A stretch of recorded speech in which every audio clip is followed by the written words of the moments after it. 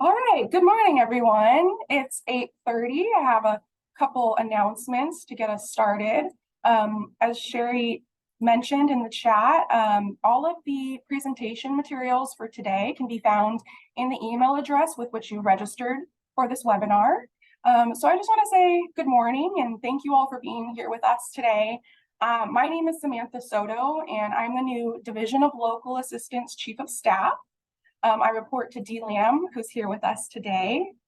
For those of you just joining us, you can see we have agency names being dropped in the chat. Please go ahead and let us know who you're here with today. And welcome. So a couple of housekeeping items for everyone. I've mentioned this a couple times, but the chat where you're entering your agency name, that's going to be used for important links that are being dropped throughout the presentation. So please keep an eye on that as our presenters are speaking. Sherry will be dropping relevant information and tidbits in there that you can use to kind of help support the presentation information that you're hearing. Secondly is questions. So this is an important piece. If you have a question during a presentation, please drop this. You'll see the Q&A field at the bottom of your Zoom bar. So please drop your Q&A questions, in that Q&A field and not in the chat. So just to emphasize, questions don't go in the chat. Please put your questions in the Q&A fields that you'll see below. And we will make our best effort, obviously, to answer all of these questions. And by putting them in that Q&A field, we'll be able to see which questions have been answered and which haven't. If any questions for any reason are not answered during a presentation, what we'll go ahead and do is put together a fact document. We'll respond to your questions and we'll send that out. So if you have questions and they don't get answered, please don't be discouraged from putting them in that field. We will answer all of your questions. And with that, I would like to officially welcome you to the Local Assistance Day statewide webinar. This is a quarterly webinar hosted by the Division of Local Assistance in partnership with the Regional Transportation Planning Agencies Group, or RTPA Group. The purpose of this quarterly webinar is information sharing. It's important to all of us that we have this network to share our information. Specifically for us, we're talking things like local project delivery, policies, processes, and procedures. And I really want to emphasize this next one, facilitation of best practices. And with that, I'll say welcome and good morning to our Division of Local Assistance Division Chief, Dee Lamb. Dee Lamb, would you like to welcome our group with a message? Yeah, sure. Thanks, Sammy. Really appreciate you coming on with Local Assistance. I know you've been with us for a bit now, but as Chief of Staff, so just wanted to share with everybody that you'll see various initiatives led by Sammy, all to make sure that, we're all connected, practices are shared, lots of different focus. And so get to know Sammy. She's going to be she's a huge help to our division. I want to basically also kind of invite you to get to know Sammy as well. Okay. So I do want to say before we start out, thank you for all the organizers, the presenters today. I know there's a lot of back-end operations, a lot of back-end work that you put into this in preparation for a day like this. And not just today, but every quarter. So I want to recognize the organization, how organized you are and working together, listening to all as far as bringing value to the various topics, following up on Q&As and any pertinent actions or, and then for some, even engaging in work groups and things like that. So I really appreciate all that's done, not only for the folks on the panel, but also folks online. So number one, a warm welcome to everybody. I see folks represented from across the state, whether you're from a local, from an agency at the regions. I see regions, I see, folks even from Caltrans, you're always welcome. So just got a myriad of folks here, really appreciate it. Our count is going up. This is a very, very popular kind of forum. I really appreciate the RTPA group for giving life to a forum like this, and anything that we can do as, helping and partnering for this success, we'll continue to do. Just a couple of things before I hand it to Rich. Rich, I really appreciate you as well. really quick here. One of the things that has been brought to my attention is a forum or continued conversation and discussion on project delivery topics. What I really appreciate with this forum is we have guest speakers that come in. Today we have Matt Redmond from the city of Walnut Creek. Matt, just a warm welcome to you to share, I think, an exciting award opportunity that he had. So later on, stay online for the folks that are online. Listen to what Matt has to say and share with us. Really appreciate that. And then, so a forum based on that, we're always collecting topics, we're always collecting volunteers, we're always collecting, presenters. I mean, that's what makes these forums so valuable. So an emphasis on the delivery practices. There has been requests even outside of a forum like this, right? The RTPA group, and I think other committees and groups have shown so much interest in that peer sharing. So we in local assistance will do everything we can to set the foundation or set the communication mediums, so that you have that platform to be able to share that. So I think with that was first foremost on my mind. A lot of success, I think, and thanks to everybody here on the line and beyond for quite a year of delivering obligation authority, and now we're into August redistribution. I want to recognize that it is not an easy undertaking. It is a work on everyone's end, from the process procedures to the projects to the technical assistance to the compliance, to so much that's put into quite a successful delivery year, and more success to come. So appreciate, that's the other thought. And then between the various new programs that have come up, so really appreciate your patience as we stand up new programs and continue to refine the operating these programs and administering these programs, and reaching out to every one of you, and vice versa, having a dialogue to be able to problem shoot, and things like that. So really appreciate programs. And last but not least, our emphasis on stronger guidance on all things guidance and oversight. It is, as you know, it's multi-pronged. There are a lot of different policies existing and new. So as you know, you're going to see an increase in the assistance and in the compliance. So I think just hang on, be patient. We're working through all of these matters, and we're prioritizing what we put forward. And again, your feedback is just so critical. So this is going to be a successful webinar, as it has been. I mean, I see 200 folks on the line already. Really appreciate all that you do, and appreciate your engagement today. Rich, just a few words from me. Definitely want to pass it over to you. So you've been an awesome moderator so far.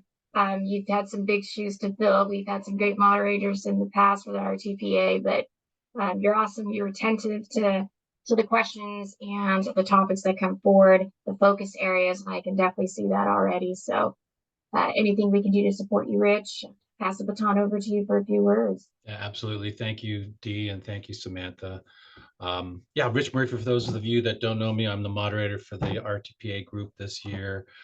We had our first meeting in August in San Diego, and to the point of just collaboration and being available from the department's perspective. Really grateful that all of you there at the department are open to hearing the issues that we in the RTPA realm bring forward.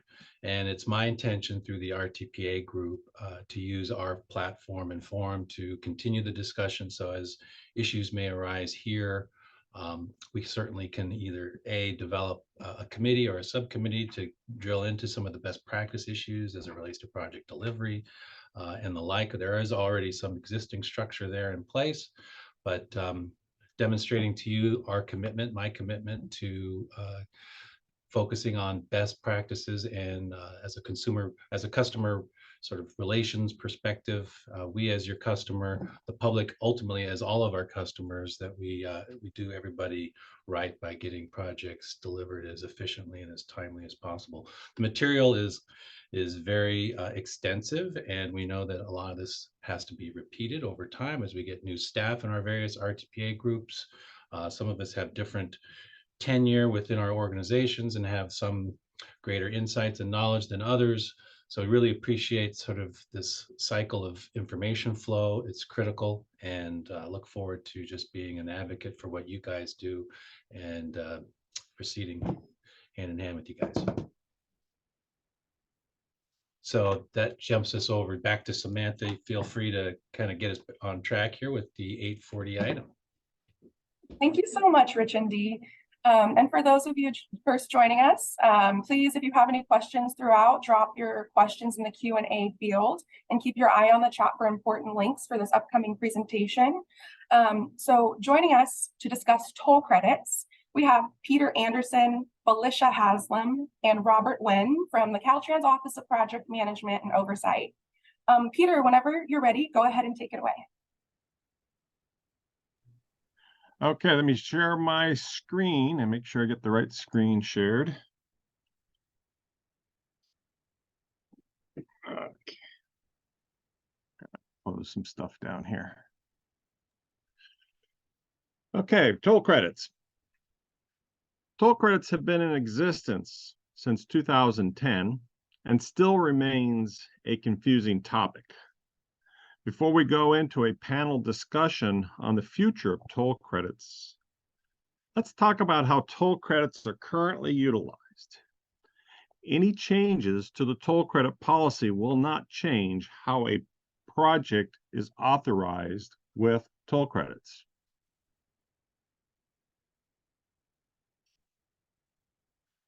Under federal regulations, toll credits have been established as a means for a local agency to receive credit toward the non-federal matching share of a federal aid project. The use of toll credits does not generate any additional federal funding. It is used to merely meet the non-federal match requirement.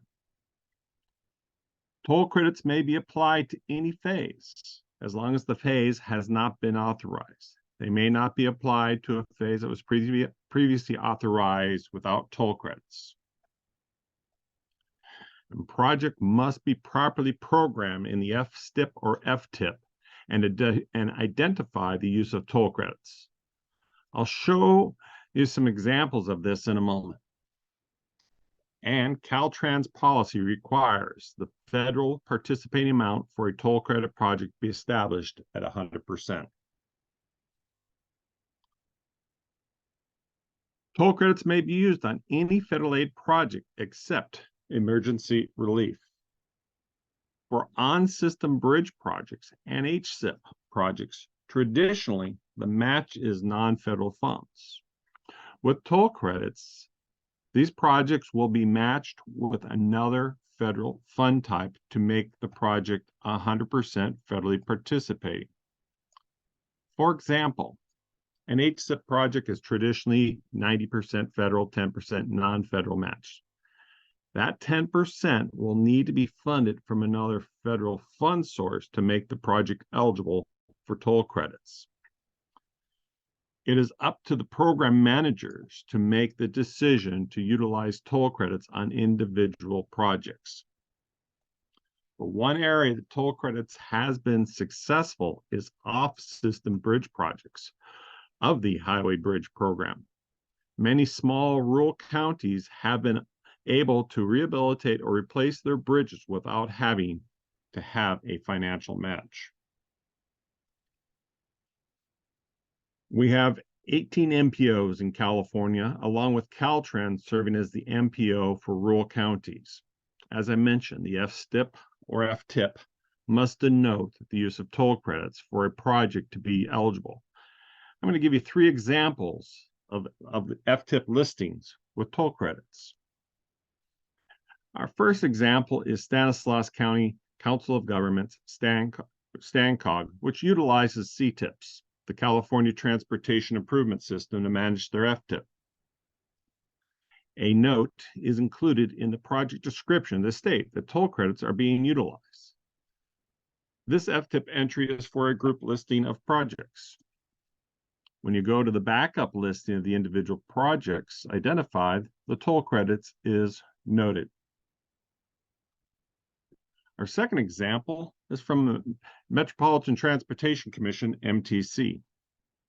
MTC maintains its own database for managing their FTIP. From the MTC system, a report can be generated for authorizations, and it identifies the use of toll credits with the amount being utilized. And our last example is from SCAG, the Southern California Association of Governments. SCAG, like CTIPs, includes a note in the project description that states toll credits are being utilized for this, for example, for this ATP project. The PE phase has 893,000 and construction has 4,107,000 programmed. No local or other non-federal funds have been programmed to match the federal funds. And this is what the LAPM 3A, the Project Authorization Adjustment Form, should look like when submitting a PE authorization request for the previous SCAG project. Federal funds from the FTIP of 893,000. The total project cost is automatically calculated. And the federal participating cost. Any work that is not federally eligible needs to be segregated out and funded with non-federal funds. The reimbursement ratio is automatically, and it needs to be 100% based on our Caltrans policy. And you will indicate the use of toll credits by checking the toll credit box. Your traditional project is funded from a combination of federal funds and non-federal funds. But when toll credits are utilized, the project is then funded at 100%. Again, do not think of toll credits as a fund source. The funding from the FTIP defines the available federal funds. Ultimately, fewer federal projects can be funded, but the non-federal funds may be utilized on other projects that do not need to meet federal requirements. To learn more about toll credits, visit the Division of Local Assistance website. Chapter 3 of the Local Assistance Procedure Manual covers toll credits and the federal authorization process. The Local Assistance blog contains news and updates to state and federal aid process and publications. And before I go, I'll answer any questions. But remember, your district local assistance engineer is your primary contact for any questions or issues you may have regarding federal aid projects and the use of toll credits. So that's the end of this presentation. So if there's any questions in the Yeah, thank you so much, Peter. We do have some questions for you, and I just want to remind anyone, if you have questions for Peter, please drop them in the Q&A. So the first question, Peter, comes from Bahadur Singh. Good morning, everyone. What is the source of toll credits? Where these funds come from, or where are they generated? Well, toll credits, I think we'll get a little bit more into that conversation as to how they're generated. But what the source really is federal funds. And again, it's not its own federal fund type. It is whatever the fund type that is programmed to be put to the project. So if the project is to be funded with CMAQ funds, it'll be the fund source will be CMAQ. So it's a combination. It'll be the fund type that is programmed that will be utilized. So how toll credits came into existence, I think that'll be part of the panel discussion. So I think I've kind of get the answer to that question. Okay, and our next question comes from Graham Wadsworth. how can we find the amount available to an agency? Your MP, again, that's going to probably be a little bit more discussion here, but it's how toll credits get distributed. Like I said, will be part of more in terms of our panel discussion in the future, but it's been typically been when projects have been, let's go back, I'm going to step back. Prior to current conditions, toll credits was a big, huge pot of money. We had billions of dollars. And when you take a project, even $1 million project, you're only talking $100,000 plus of toll credits that count against this enigma pot of credit. And so we were pretty much allowing anybody who wanted to come forward for toll credits on legitimate type projects. It wasn't just automatic, for agents, for bridge projects, the off-system bridge projects was pretty much automatic. Those small agencies, we wanted them to get their bridge projects. And so everything was being programmed respectively. So, so we were doing that. There was not really too much limitations. And that's what we're going to be talking about here now, coming with this panel discussion, is how things are going to be limited. And so I think that's more important discussion than how things were done in the past. Thank you, Peter. So next question comes from Susan Slack. Excuse me, I'm going to take a step back to the previous question. Robert, I see you marked as wanting to answer live from Bahadur's question about the source of toll credits. Did you have more you wanted to add to that answer?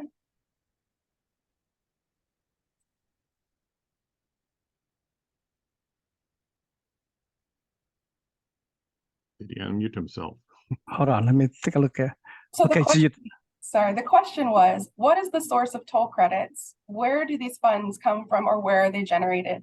We did answer this question live. I'm just circling back to confirm if you had more to add, because it checked Robert Wynn would like to answer this question live.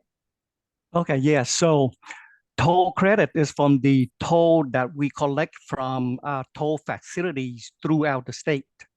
So basically, between 1992 and 2006, we collected about $18.2 billion worth of tolls, but only about $7.1 billion was reinvested back into the system.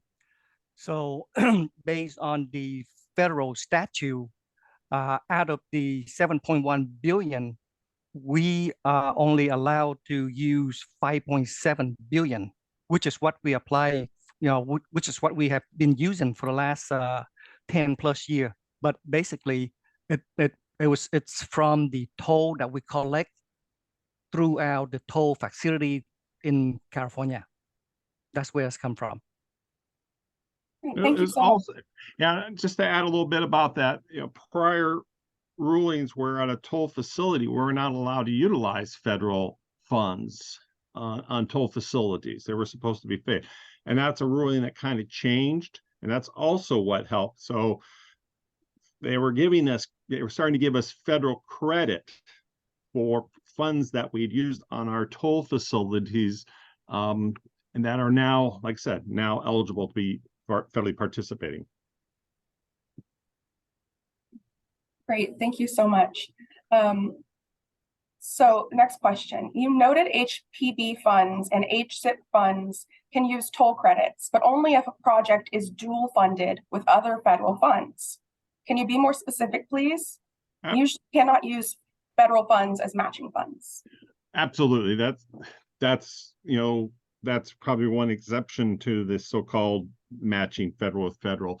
It's because you're not really matching the federal funds. You're just making the project 100% federally funded with toll credits. So again, that the policy is, I'm going to use HSIP because it's simpler numbers. It's talking 90-10. That 90% federal, if it was to be toll credits were allowed, yes, you would have 10% of additional HSIP funds to make it 100%. Except the policy is such that you dual fund it. So we would bring in, for example, STP block grant funds to make up that 10%. And so you would have 90% HSIP, 10% block grant funds, and then toll credits would be applied to those two different fund types. So don't think of it as matching federal with federal. Just think of it as a toll.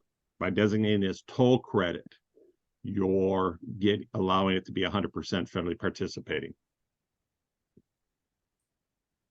Did any other panelists have anything to add before I move on to the final question? Yeah, so I mean, the dual funding scenario is it is very confusing. It seems like we are using federal fund to match federal funds, but if you look at it from a different perspective, if your project is $100,000, you're using 90,000 of the safety funds, and then you're using another 10,000 of the STP funds to fully fund your project. And then the toll credit apply to each of those components. So toll credits applying, toward each of those federal fund, apply against safety and apply against STP. So it's not really federal matching federal. If we have something we can illustrate, I mean, it's pretty straightforward, but it's not federal matching federal. Great, thank you. And the final question from Susan Slack. I heard recently the resource for available toll credits was running out. How long do we have them available to use? That's part of what the discussion is going to be in the panel. I think Robert probably has got his finger on that pulse a little bit. So I'll let Robert respond to that a little bit. And so we have about $1 billion left, roughly. And right now, based on the amount of toll credit that is programmed in the FTAPs, it is a lot more than the 1 billion that is available. How long before we're going to run out? I don't know. We have to go back and analyze, the amount of toll credit in the FTAPs and how much they are planning to use within the next year or 2 or 3. So we don't know when it's going to run out, but probably pretty quickly here. Yeah, I think the thing to be aware is that it takes us, we started off with 5 billion, we're 5 down to 1 billion, taking a little 10 years to do that. But the thing behind it is a limited resource, and we do need to have a programmatic process to how we manage that resource. And that's kind of what we're going to be talking about here in this panel a little bit. And you know what? I mean, we are in the process of looking into asking for additional toll credit from the federal highways.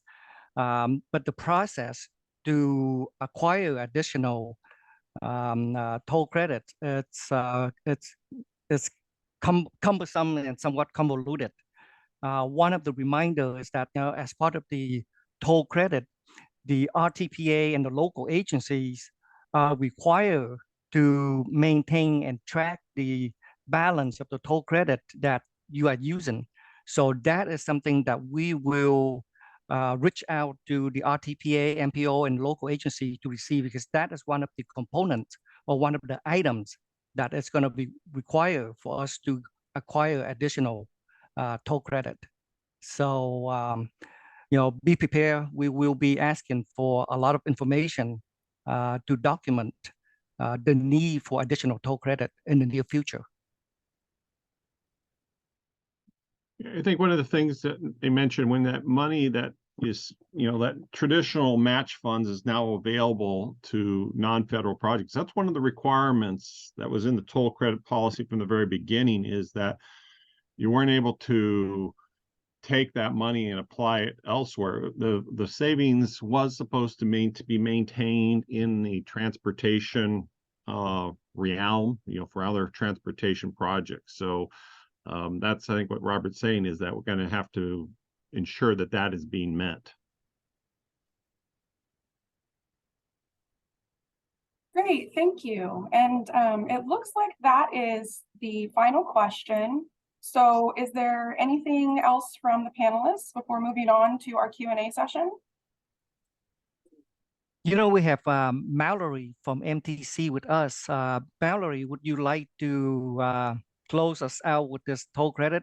Give us share some of your wisdom with us on how you utilize toll credit for MTC, if you are there.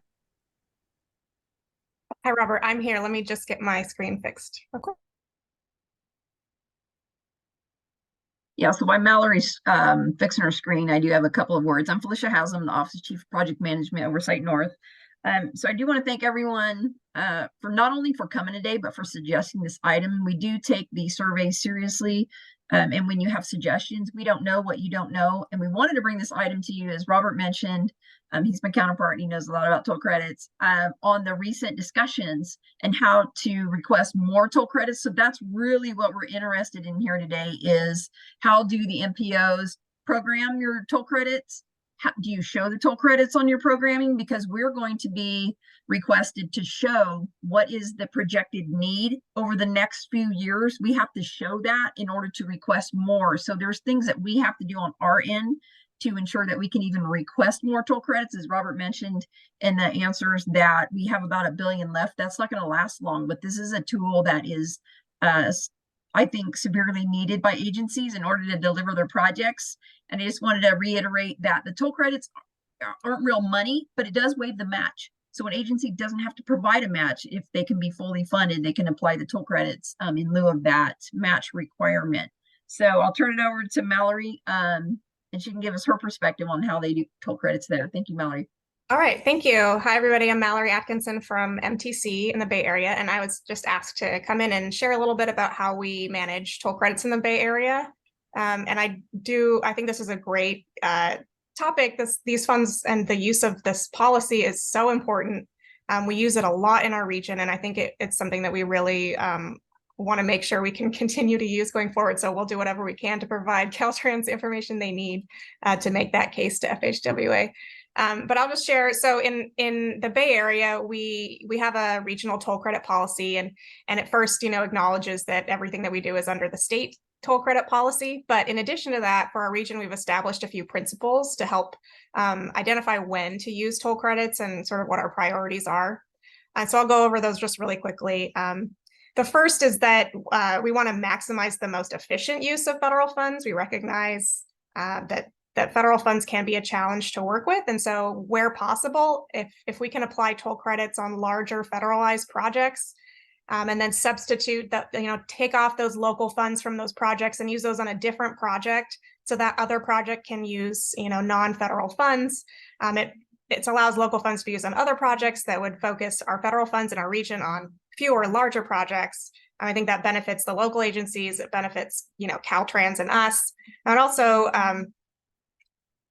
just can be useful for local transportation projects that maybe have a challenge working with federal funds. There could be really good, valid transportation projects that just it's difficult to federalize them, either for CEQA, NEPA reasons or for otherwise. The second priority that we have for using our toll credits in our region, I think, is the kind of the biggest focus for us, and that's where we've seen us use toll credits the most in our region, and that's when we want to target federal funds onto specific phases of projects.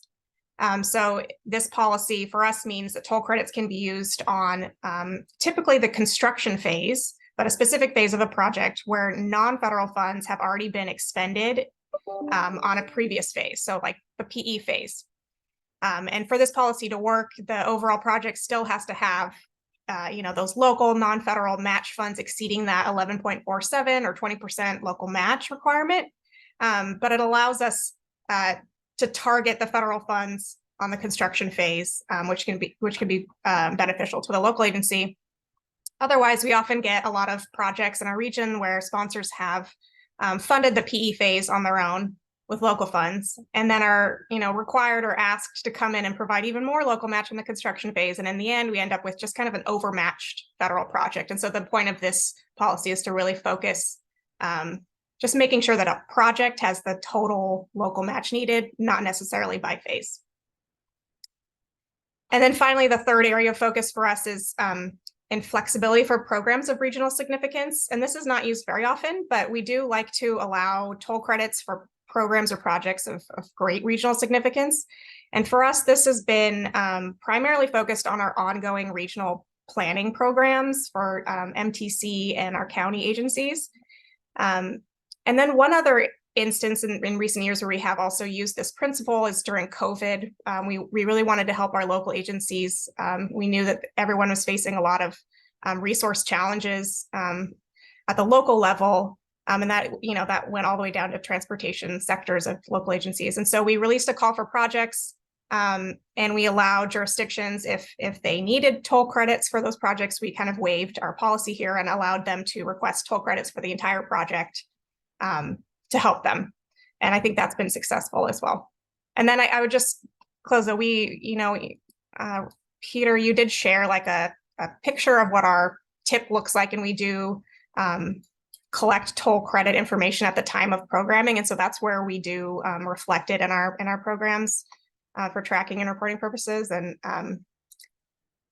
I think that's all I had to say. I just am really excited about this conversation coming to this larger group, and I hope we can continue the conversation now that I know that we need to make sure we have these toll credits for the future.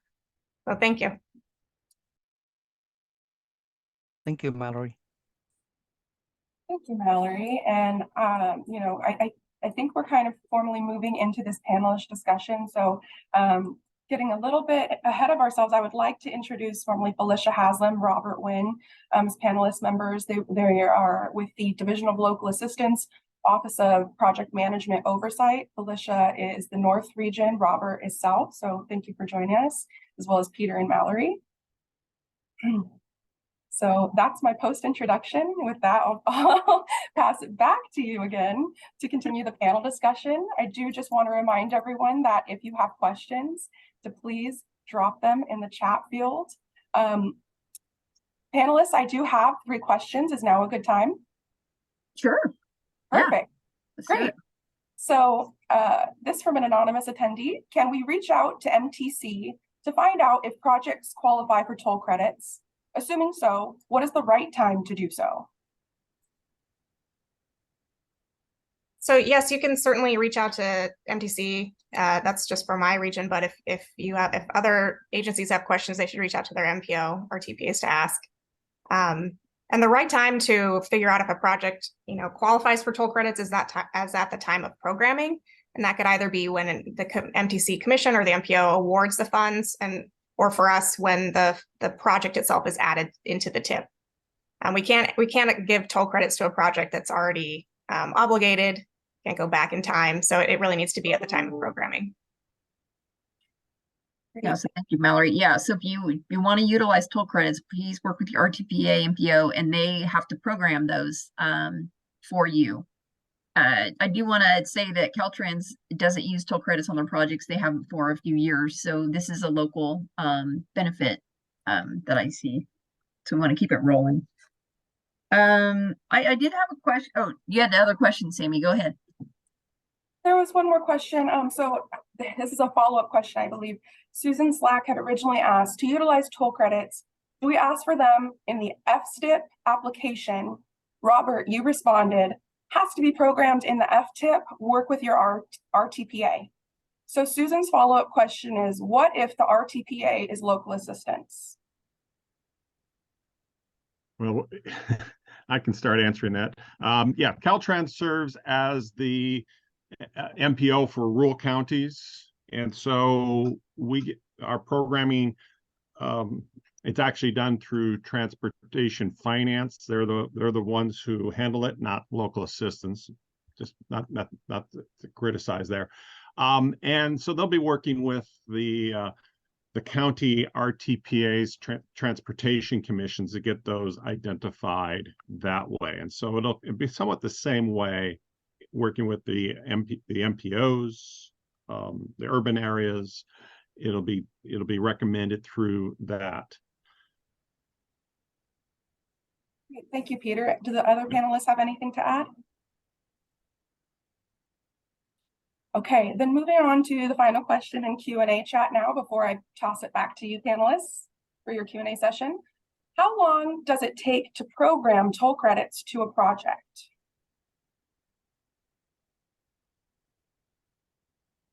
I wish we had somebody more from programming. Maybe Mallory could answer that. Yeah, I mean, Yeah.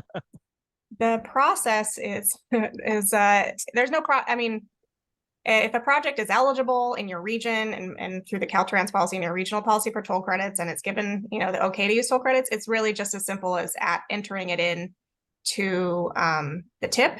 And that depends on what sort of database system you use in your region. But for us, there's a field that calculates toll credits for you if we're using toll credits. And I know in other regions, you need to write somewhere that the toll credits are being used in lieu of local match. But I mean, that's as quickly as it goes. It's just a programming action in the TIP if the project is already eligible. So Mallory, what if an agency comes in and says, I want to use toll credits? Do you have a transportation advisory committee that chooses projects? You mentioned you do large projects, but what if they're a smaller agency and they want to use toll credits? How would they say, Mallory, I want to use toll credits? I don't have the match. What's the process? Maybe I think that's maybe what she's asking. Oh, okay. So I mentioned in my remarks that we have a regional toll credit policy, and that gives general principles, but then for each fund program that we manage at the MTC at the MPO level, so our Surface Transportation Block Grant Program, our Congestion Mitigation Air Quality funds, we have additional policies that dictate when toll credits can be used in those. So for our STP CMAQ program, there's an additional policy within there that really focuses toll credits only on one of those principles I mentioned, which is if a project has already done PE with local funds, we will give them toll credits on construction, fully fund construction with federal funds. So if the sponsor in applying for, and if they receive those funds from us, they'll already know if they're eligible or not for toll credits based on that additional policy. They don't need to come and request it. Requests beyond that or sort of outside of those policies do need to come to the MPO for special consideration, but those are few and far between, I'd say. So Daniel Bowie typed a follow-up question. I think he would like us to get specific as to how long it takes to program these toll credits to a project. So his follow-up question is days, weeks, or months?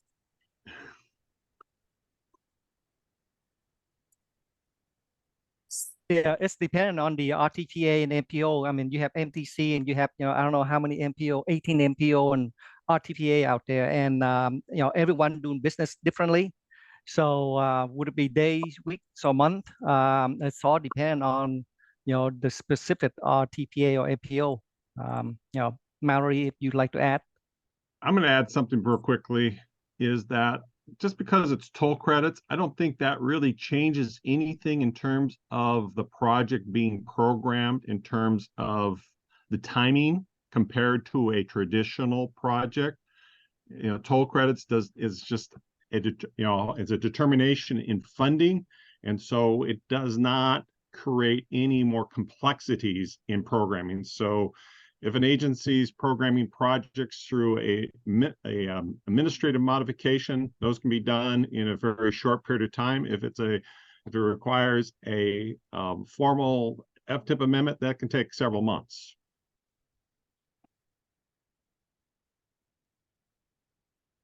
Okay, do any of the other panelists have anything to add on this final question before we move on? Samantha, this is Rich. May I ask a question of Mallory? Good morning, Mallory. Hi. Hey, with respect to your programming practices, before folks are checking the box or asking to use toll credits, are you also asking them to demonstrate that they have local funding should the toll credits not be approved in the FTIP? Or is it a pretty much foregone conclusion that you have certainty that the toll credits will be approved in the FTIP and that they can proceed? Yeah, we don't require anything in addition to what's stated in our program policy. So if we can see when they're putting a project in the TIP that they have a fully localized PE phase, that's all we need to see to know that they can do toll credits in construction for that program. Great, thank you. Mallory, could I ask you a question? So, typically, when we program toll credit in the FTIPs, we just, put in a phase or something saying toll credit or TC or something like that. So what if we ask the RTPA and MPO to put in a specific dollars amount of toll credit to be used in the FTIPs? Would that create challenges for you and other RTPA, or because it seems like you just put TC toll credit, it's going to give you more flexibility of how much actual toll credit you're going to apply to the project. But if you put in a specific or an estimated amount, is that going to create any challenges for you and other RTPA? I would say for MTC, we already do that, so it doesn't create a challenge, but I do know that the systems that other regions use, it would take a lot to sort of add functionality or change some of that. So I think we would need to definitely want to talk more about how we would do that to get that information uniformly across the state. Yeah, that would be very Okay. that's a complicated thing because CTIPS does not have fields to show that information segregated out from regular funding. Thank you. I want to point out one other topic, that's somewhat related to this on the bridge program. It's called the Bridge Investment Credit. For people out there, if they're not aware of it, it's discussed in our LAPG under chapter whatever bridges, chapter 6. Yeah. And so there's a bridge investment credit, and it's designed for, kind of works like toll credits in some ways, but it's also kind of like our we have flex match and tapered matches also, but allows you to do one project utilizing local funds and getting credit for another project. So if you're not familiar with the bridge investment credit, please take a look at, go into, like I said, chapter 6 of the LAPG. Great, thank you, Peter. And we did have one more question actually come in from Fabiola Lopez. When a project is programmed and obligated with toll credits and the project is 100% federally funded, what happens when a project incurs cost overruns? Will toll credits be increased to cover the corresponding cost overruns for the local match? That's up to an MPO in terms of allowing additional federal funds on the project. And so if you're going to put more federal funds on it, that is a determination that needs to be done at the regional level. What could happen though, and it has happened, is that if the agency does not receive additional federal funds and that they end up having to match that with their own funds, it's potential that that increase is significant, that would serve as an actual match. We could take the toll credits off the project. It's happened. It's not common. It's actually very rare to do that. But if there are cases where local funds have been applied to the project thinking, well, this is going to cover, fully fund the project because we had cost increases. And so therefore, we will remove the toll credits and fund it as a traditional project. But if there's going to be a need for additional federal funds, it starts with the MPOs. And remember, toll credits aren't real money. So if you need more money on your project, you're going to need more federal funds. And we do ask that the project needs to be fully funded with federal funds. So please don't try to circumvent the process by having local funds and pulling it, not participating, and later coming back. So we do have agencies that do that, but that really hurts other agencies and the purpose of using the toll credits. So I do want to point that out.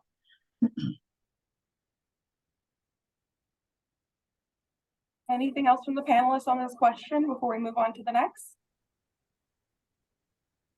Okay, just a reminder, if you have questions, follow-up questions for the attendees, please drop them in the Q&A field seen at the bottom of your screen. So the next question from Scott Yakovich. We have a bridge project with 100% federal funds with TC, but along the way, federal funds come in short and we use local money. Does this mean we are no longer eligible for the TC? it kind of goes into the way I was answering the last question. It's a matter of how much of that overage of above the federal funding that you have. If it gets to the point where you're able to classify it that you have enough that it is that it would serve as the match. So on a bridge, if you get that 11.47%, then we would, like I said, probably remove the toll credit designation. If you're in that gray area where it's not quite there, it gets really, we're getting into a very sensitive area. Whereas Felicia said, you start classifying some work as non-participating. Is there an absolute answer to that question? No. It is on a case-by-case basis as to how we would handle those.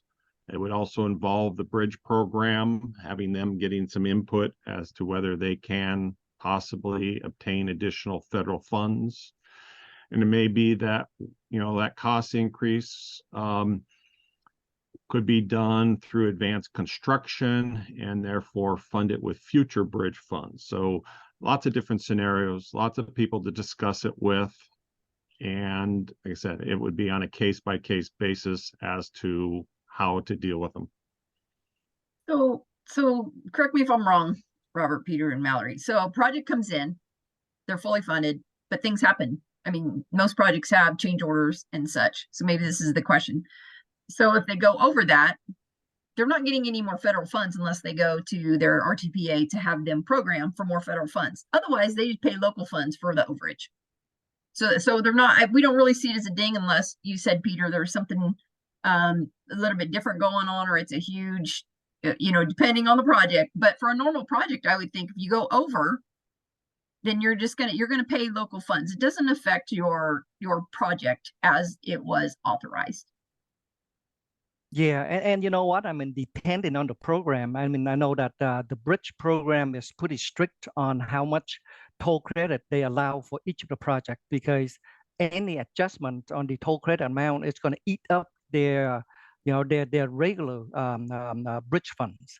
So, like Peter said, it's case by case, but most of the time we put a cap on how much bridge funds with toll credit that we're going to apply, that we're going to fund a project. So, sometimes if it go over, I would say work with your bridge program manager. They may be able to accommodate you. If they are unable to accommodate you, then you would have to use your own local fund for any cost overruns.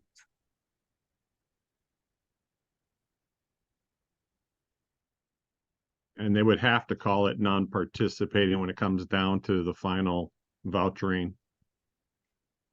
Because we could not be able to, like I said, we can't partially toll credit a project.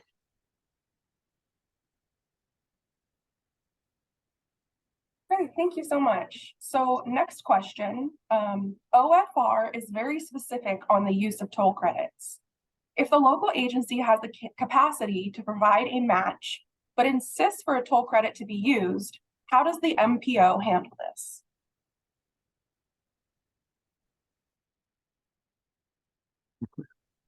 Point You that want to to take this, Mallory. Mallory? Do you allow that, Mallory? Yeah, so I mean, so I'm just thinking through the question. So if a jurisdiction has capacity to provide local match, but they're requesting it, I mean, that's within our region, that's an okay use of the policy. I mean, what the toll credit, my understanding of the broader state and federal toll credit policy is that those local funds that jurisdiction has, they can't go use them on something else. They have to stay within transportation. But my assumption is that those funds that they were going to put onto a transportation project as match, if they could, they're probably going to keep them on a transportation project. That's kind of how city budgets, generally work. Like they're still going to do their local paving project with local funds, but maybe they'll have a larger complete streets project that they federalize and use toll credits on. So sorry, longer answer, short answer, at least in our region, that if it's eligible within our policy, we would allow them to do that, even if we know that they have a lot of additional capacity resources. Yeah, and if we see a project come through that has local match, we shouldn't be accepting that because they're already providing the match. So it wouldn't make sense. It's not 100% federally funded. So that's kind of how we would see that scenario. It doesn't make sense to apply toll credits if you already have a local match. Then it's not 100% federally funded in accordance with our toll credit policy. Great, thank you. Any other panelists have anything to add on this before we move to the next item? And yes, and I believe that in order for us to get additional toll credit, one of the items that we may be asking from the local agency and RTPA is that you need to show proof that this local funds that you are not applying to this project, that you are putting it on other transportation project rather than building a swimming pool or something. So that may be a proof that we need to justify to federal highways that we comply with the policy and guidance. If I could just add one more thing. So I think this raises something that I had a question about that you just mentioned, Robert, and it's about the maintenance of effort requirement. This is essentially saying like, you're not going to go building swimming pools. You're going to use your local funds that you're not using on this federalized project. You're going to use them on another transportation project. And that is something that I know you've mentioned we need to demonstrate in requesting more toll credits from FHWA. And I think that's going to be the challenge. For in our region, most of the toll credit projects, they have toll credits on construction, but overall the maintenance of effort is there. They already overmatching or have 11.47 total on the whole project. But for those projects where we just give them toll credits 100%, and we don't right now have like a good way of tracking, even at the regional level, that maintenance of effort to demonstrate that we know that it's there, but just the mechanism and the process for tracking that is something I think we all have to figure out. Yes, that's going to be up for discussion in the near future.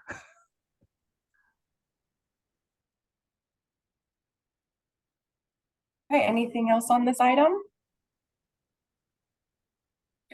No, okay, the next question. Is there any tool credit limit assigned to each LPA or county? And this comes from Parviz Afruz. Again, is there any toll, just a misspelling, excuse me. Is there any toll credit limit assigned to each LPA or county?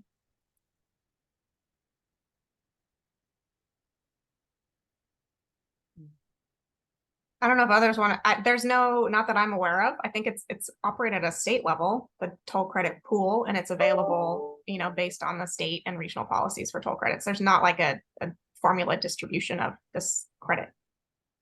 Right, that is correct. There's no formula distribution of how much toll credit go to each region.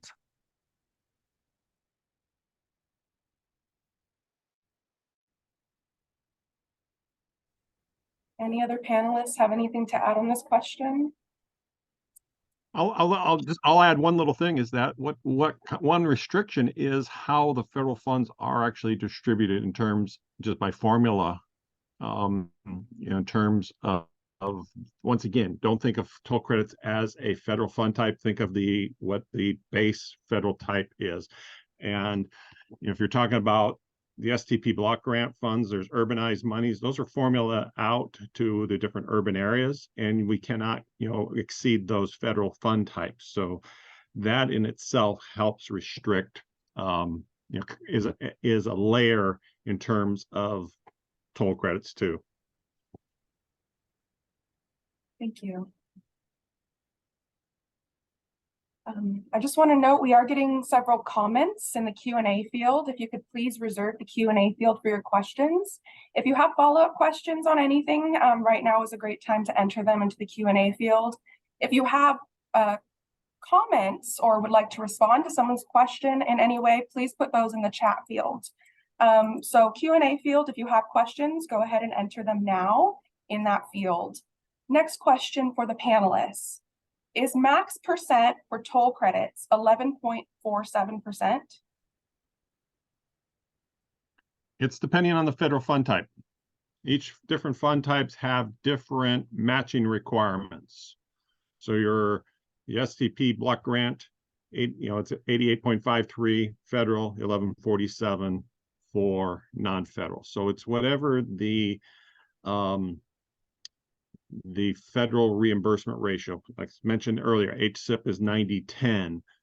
Some other programs have different, if we get some different types of demo projects, could be 80-20. So it is controlled by the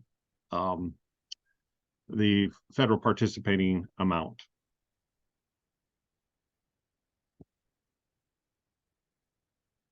Thank you. Anything else to add on that?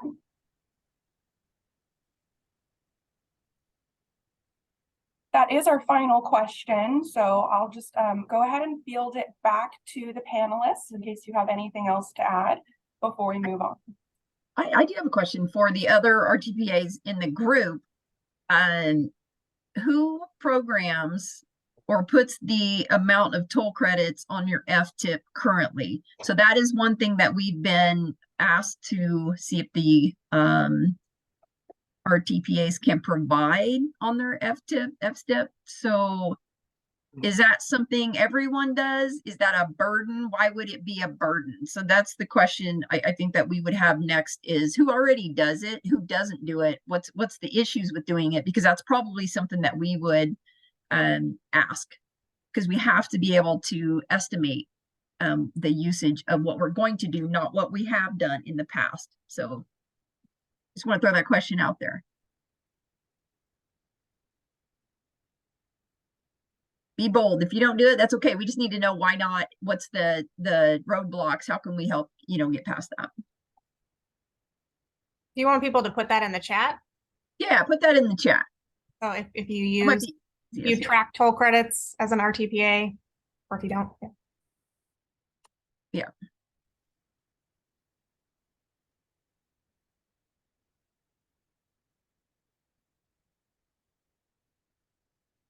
So just to clarify, the question is for the audience, correct, Felicia? Do you track toll credits or not?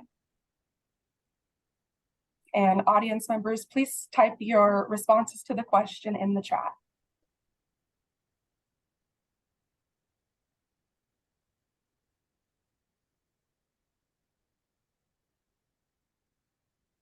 If I don't see any responses, then I'm just going to assume that it's not a big deal and you can all do it.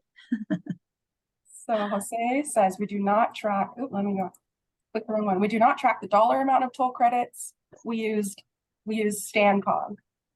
Aaron Kelly, Calaveras Cog does not track or have any toll credits. Kim Lean, we do not. Blake, MCAG does not track the dollar amount.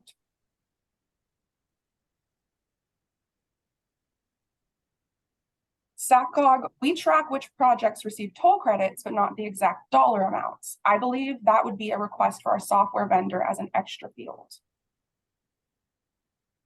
Okay, that was kind of our speculation that maybe agencies MTC will say toll standalone. credits, but yeah, but not, how much toll credits is being requested. So that's something we have to capture.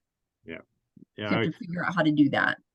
From my experience of working with all the different RTPAs, et cetera, MTC's database is very unique in this, that they are, as far as I can tell, the only one that actually has a toll credit field.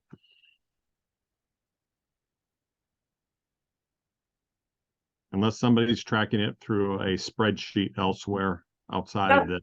That's what I was going to ask, Peter. I don't know if local assistance, because aren't toll credit amounts captured during the E76 process? And yeah, that's after yeah.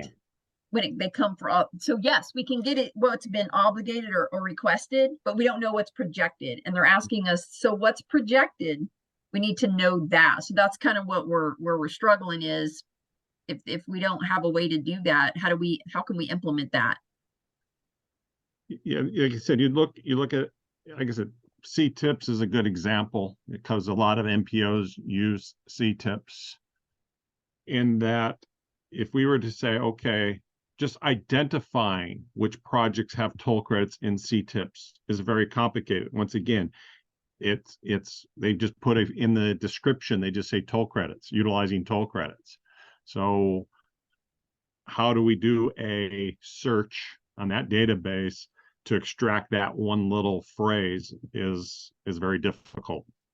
And then what program it is to know what the match right is, to say, okay, this is how many funds go with that, that match. And when you deal with a group listed project, like I showed, you know, it may be that the group listed project, only 3 of the 4 projects are utilized. So there's a lot of manual work that would go into determining what the future toll credit commitment is.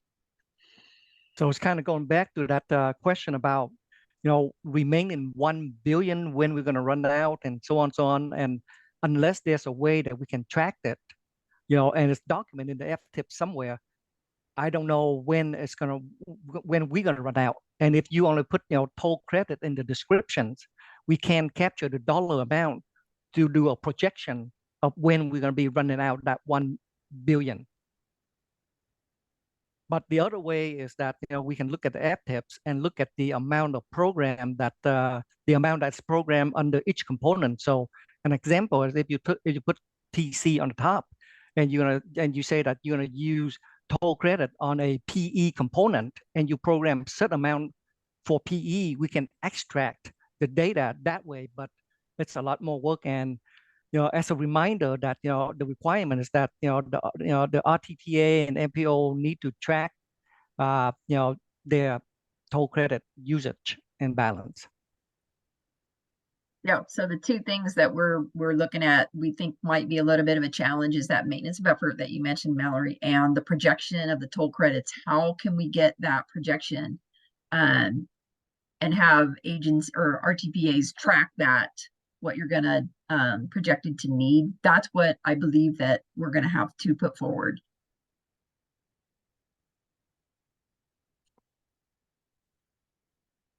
Great.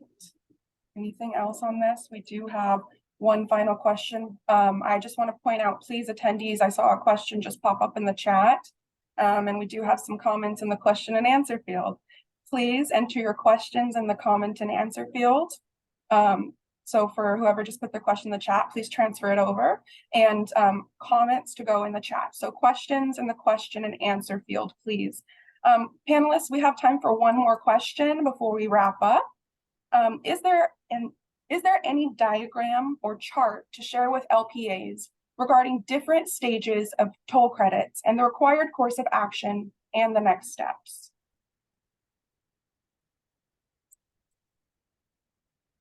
Do you have something like that, Mallory, for MTC? I think the question is not quite clear to me. I would say it's a little vague. I'm going to just kind of start on answering a little bit, is that in terms of the federal aid process, nothing changes when you utilize toll credits. The only thing that's changed is how the project's funded. So anything, you know, the process of going from beginning to end does not change. You may have a little bit of reporting requirements to your MPO, but I think a lot of it is once the toll credits are programmed, we treat it as like any other federal aid project. And so I think when you're asking about going from phase to phase, whatever, like I said, nothing else changes.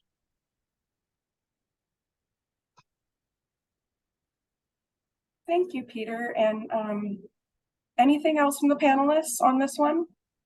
Just to capture one other aspect of this, if I could, Samantha. Yep. So for the off-system bridges for rural counties that might already have local funds programmed as match for the capital phase, their process to be eligible, they could go through a formal amendment through their FTIP, remove the local funds, identify the toll credit needed, and demonstrate to the MPO where they're spending the local funds that were identified prior as match. Through an adoption of a formal amendment, that would open up an opportunity for that agency to use toll credits and free up local funds.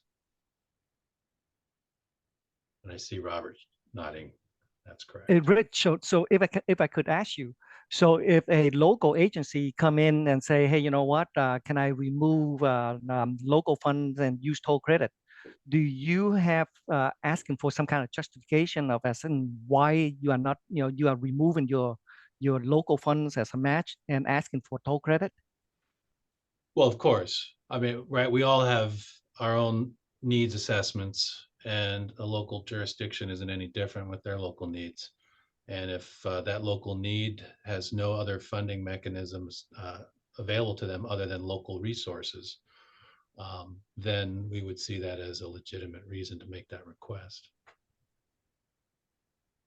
Got it. Thank you. You bet. All right, thank you so much, everyone. Special thanks to our panelists for this wonderful presentation and Q&A session. If you found this presentation and the panel helpful, please let our wonderful presenters know by dropping a thumbs up or something in the chat so we can gauge how helpful this was for your agency. For those of you who still have questions that have been unanswered, just a reminder, we will answer these questions when we send out a FAQ afterwards. So if you have questions on this presentation, please still drop them in the field so that we can respond to your questions and send them out as a package. With that, thank you so much, and we will go ahead and move on to our next presentation. I would like to welcome Elijah Hall and Leslie Avila to present on the timely use of funds. So Elijah, Leslie, whenever you're ready, go ahead.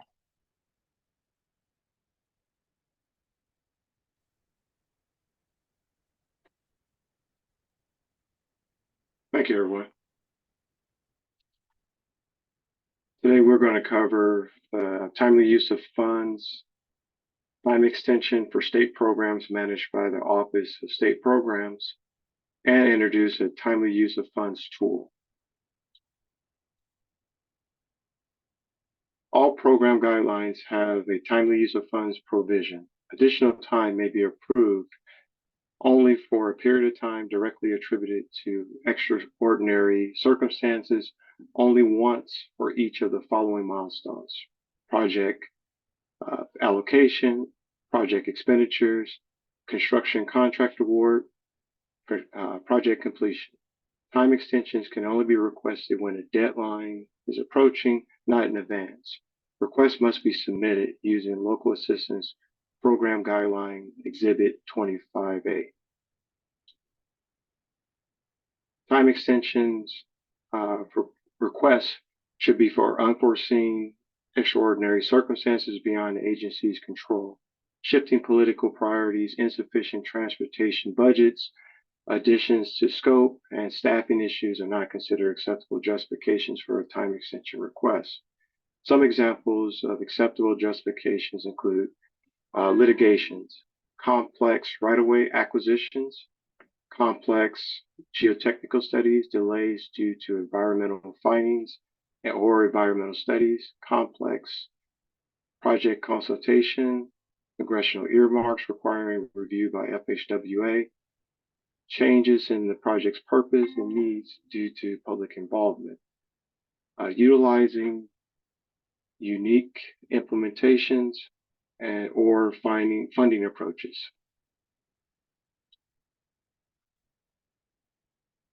The reason for a project delay must be listed in the LPGA Form 25A. The form should include a justification statement. It indicates the reason for the project delay and the requested time. Example, the city is requesting 10 months extension for allocation of the PS&D phase due to unforeseen and extraordinary circumstances behind the agency's control. The project timeline, which should be included with the project delivery statement, should detail the project delay and the next steps to complete the project phase. Chapter 25 of the Local Assistance Program Guidelines have a standard table that summarizes the policies for each program. We will drop a link in the chat for everyone. Here is the table. The programs listed in the table includes the STIP, ATP, SB1 programs, LPP, CCEP, SCCP. After review this table, I will introduce a recently updated timely use of funds guideline tables for the ATP. For the STIP, an agency may request up to 20 months for each deadline.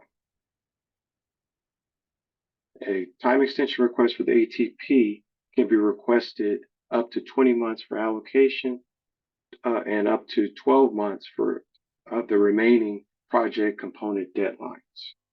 The SB1 programs, LPP, TCEP, and SCCP, allow time extension requests up to 12 months for project delivery deadlines, except project completion. Project completion can be extended up to 20 months for these programs.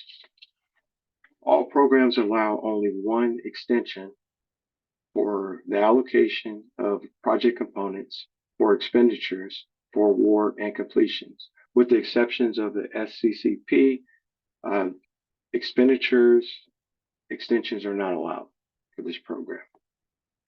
Time extension requests should be submitted to the districts using local assistance form of Exhibit 25A before the project delivery deadline and at least 60 days prior to a CTC meeting. This will allow for adequate processing by the department. So next, I will cover the timely use of funds guidelines table. We will drop a link in the chat. The timely use of funds website includes instructions on the extension request, submitting an extension request, a downloadable copy of Exhibit 25A, the time extension ATP guideline table, and a downloadable copy of the timely use of funds extension calculator, which Leslie will cover after my presentation. Here is the ATP timely use of funds guidelines table. The table includes the standard guideline information that was included in the previous table that was shown from Chapter 25 of the LAPG manual.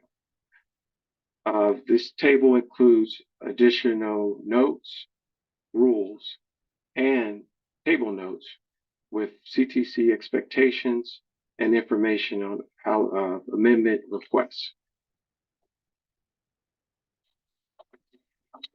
I will not go over this table, but I would like to draw your attention to table notes 6 through 9. Table note 6. Final invoices should be submitted to the districts within 120 days after the expenditure completion deadlines. This will ensure that the invoices will be processed by accounting and a district before the 180-day deadline, as per the guidelines for all of the state programs. Table notes 7 and 8 pertain to the project delivery phases with approved time extensions. If an approved time extension deadline is on a month where there is no CTC meeting, allocation requests must be approved by the commission no later than the next CTC meeting. All other requests must be approved before the extended deadline. Table note number 9, the project amendments should be submitted to the district at least 8 weeks prior to a CTC meeting. Scope changes requests must be submitted prior to requesting an allocation. And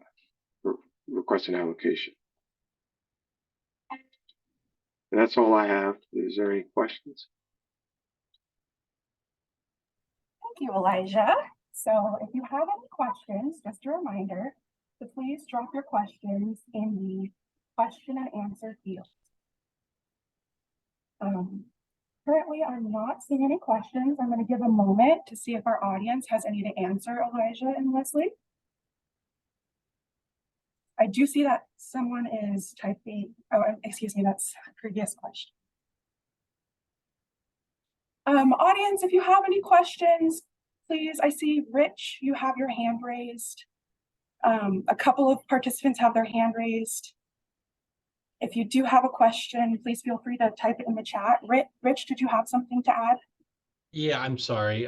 for some reason, my Q&A, I'm just not able to navigate it since I've been No worries. identified as a host. Anyway, regardless, Elijah, just a quick question on the scope changes with the ATP program and its relationship to the schedule and deadlines that you put up in the summary table for capital and such. Could you define like what is necessary with the scope change? Like, if you have an allocation date that's say 12 months out and you need to get a scope change approved, an agency should give themselves how many months to get that process addressed so that they can still meet the schedule for allocation? A good question. Yeah, so agencies should allow, as I mentioned earlier, 8 weeks of processing time for us to process it and put it on the agenda. Approval would probably take, I'm guessing, about 2 meetings if it's an 8-week process. So 2 CTC meetings. So the message is plan early for the scope change, get it addressed sooner than later. Don't come in at the last minute. Correct. Thank you. Great, thank you. Thank you, Rich.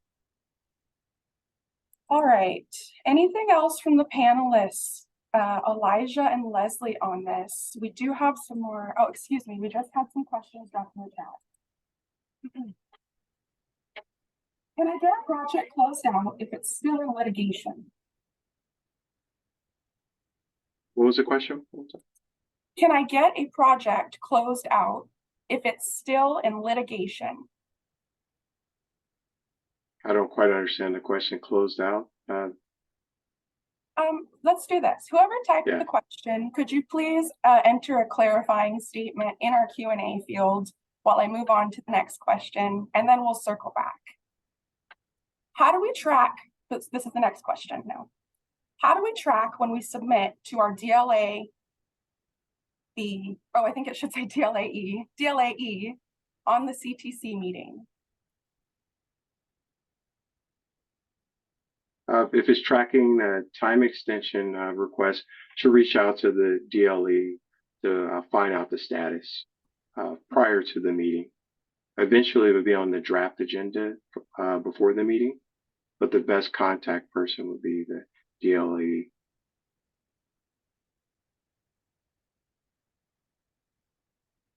Leslie, did you have anything to add to that question?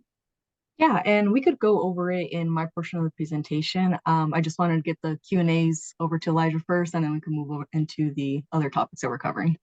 Of course, okay. So I don't see a clarifying question. Oh, here we go. So this is the clarifying question from the previous submitter. Can we close out documents to Caltrans if a project is still in litigation? Does that clarification help? This is Peter. From an implementation side of things, if this litigation depends on what's involved. If the litigation is going to result in funding issues where there's going to be a need for additional funds to be paid out, then no, you can't close it out because we're going to have to keep it open to deal with final vouchering, except if it deals with types of things that affect final vouchering. So the answer to that is pretty much no, we wouldn't want to close the project out. So it's, again, one of my favorite words of local assistance, depends. There's a lot of, issues, other things, factors that come into play. So most likely scenario is no, you will not be able to close the project out.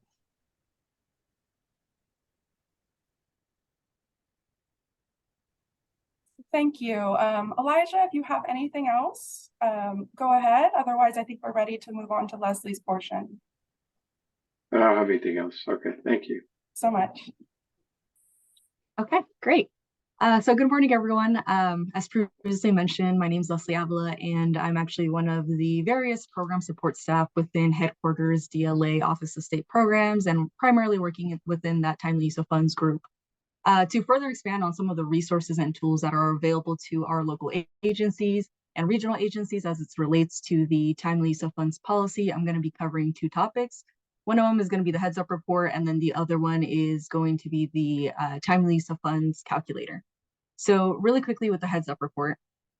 So over the years, headquarters DLA has sent heads up reports for all of the programs discussed by Elijah. So ATP, SB1 programs, as well as STIP, to the district so that they may notify the agencies of upcoming allocation deadlines and any updates as it relates to approved time extension or lapse funds. So over the past couple of months, we've been working to sort of expand that heads up report to include not just allocation deadlines, but also include the other components, because we still have expenditure deadlines to consider, we have award deadlines, we have completion deadlines. So we're on top of that, making it a priority to make it more accessible to the districts to retrieve that information by including it into our internal website and ensuring that the information is updated prior to those upcoming CTC meetings. From there, the districts are going to be able to take that information and essentially be prompted to provide a heads up to the local agencies to ensure that the timely use of funds deadlines are met, and or provide a reminder to the local agency to submit a time extension if that's something that they need. So to wrap this section up, if at any point there are any questions on timely use of funds policy or deadlines, local agencies and regional agencies, you guys have the district's point of contacts. Definitely reach out to them for more information or those questions that you may have, and the districts will make sure to coordinate with headquarters and get you the answers that you're seeking. Now, moving into the timely use of funds calculator. So this is a relatively new tool that we provided over to the local agencies to basically be able to calculate the timely use of funds deadlines for their projects on their own. So it's important to know that this tool should be used as a sort of supplementary guide to understand the timely use of funds deadlines, and it should not replace the need to read and comprehend the actual program guidelines. So the LAPG, Local Assistance Program Guidelines, Chapter 25, and also the Local Assistance Procedures Manual, the LAPM. So just a quick reminder, timely use of funds deadlines are not the only deadlines that as an agency you need to look out for your projects. There are other state and federal deadlines to consider. Outside of the timely use of funds deadlines, consider things like CWA, so Cooperative Work Agreement, Inactive, and PED. So just a quick note there. So that's why it's super important to kind of read through all of those guidelines and make sure that you're well aware of those deadlines so they're not missed. So let's go into the actual tool. We're going to do like a quick demonstration so everyone's familiar with it. I'm going to share my screen.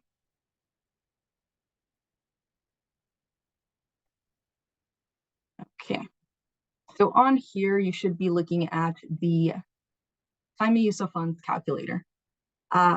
So there are a couple of tabs at the end of this spreadsheet, towards the bottom of the spreadsheet. We have an infos tab, timely use of funds calcs, general calcs, tables, schedule, links, LPG, and lists. Starting with the info tab, you're going to get a variety of different information.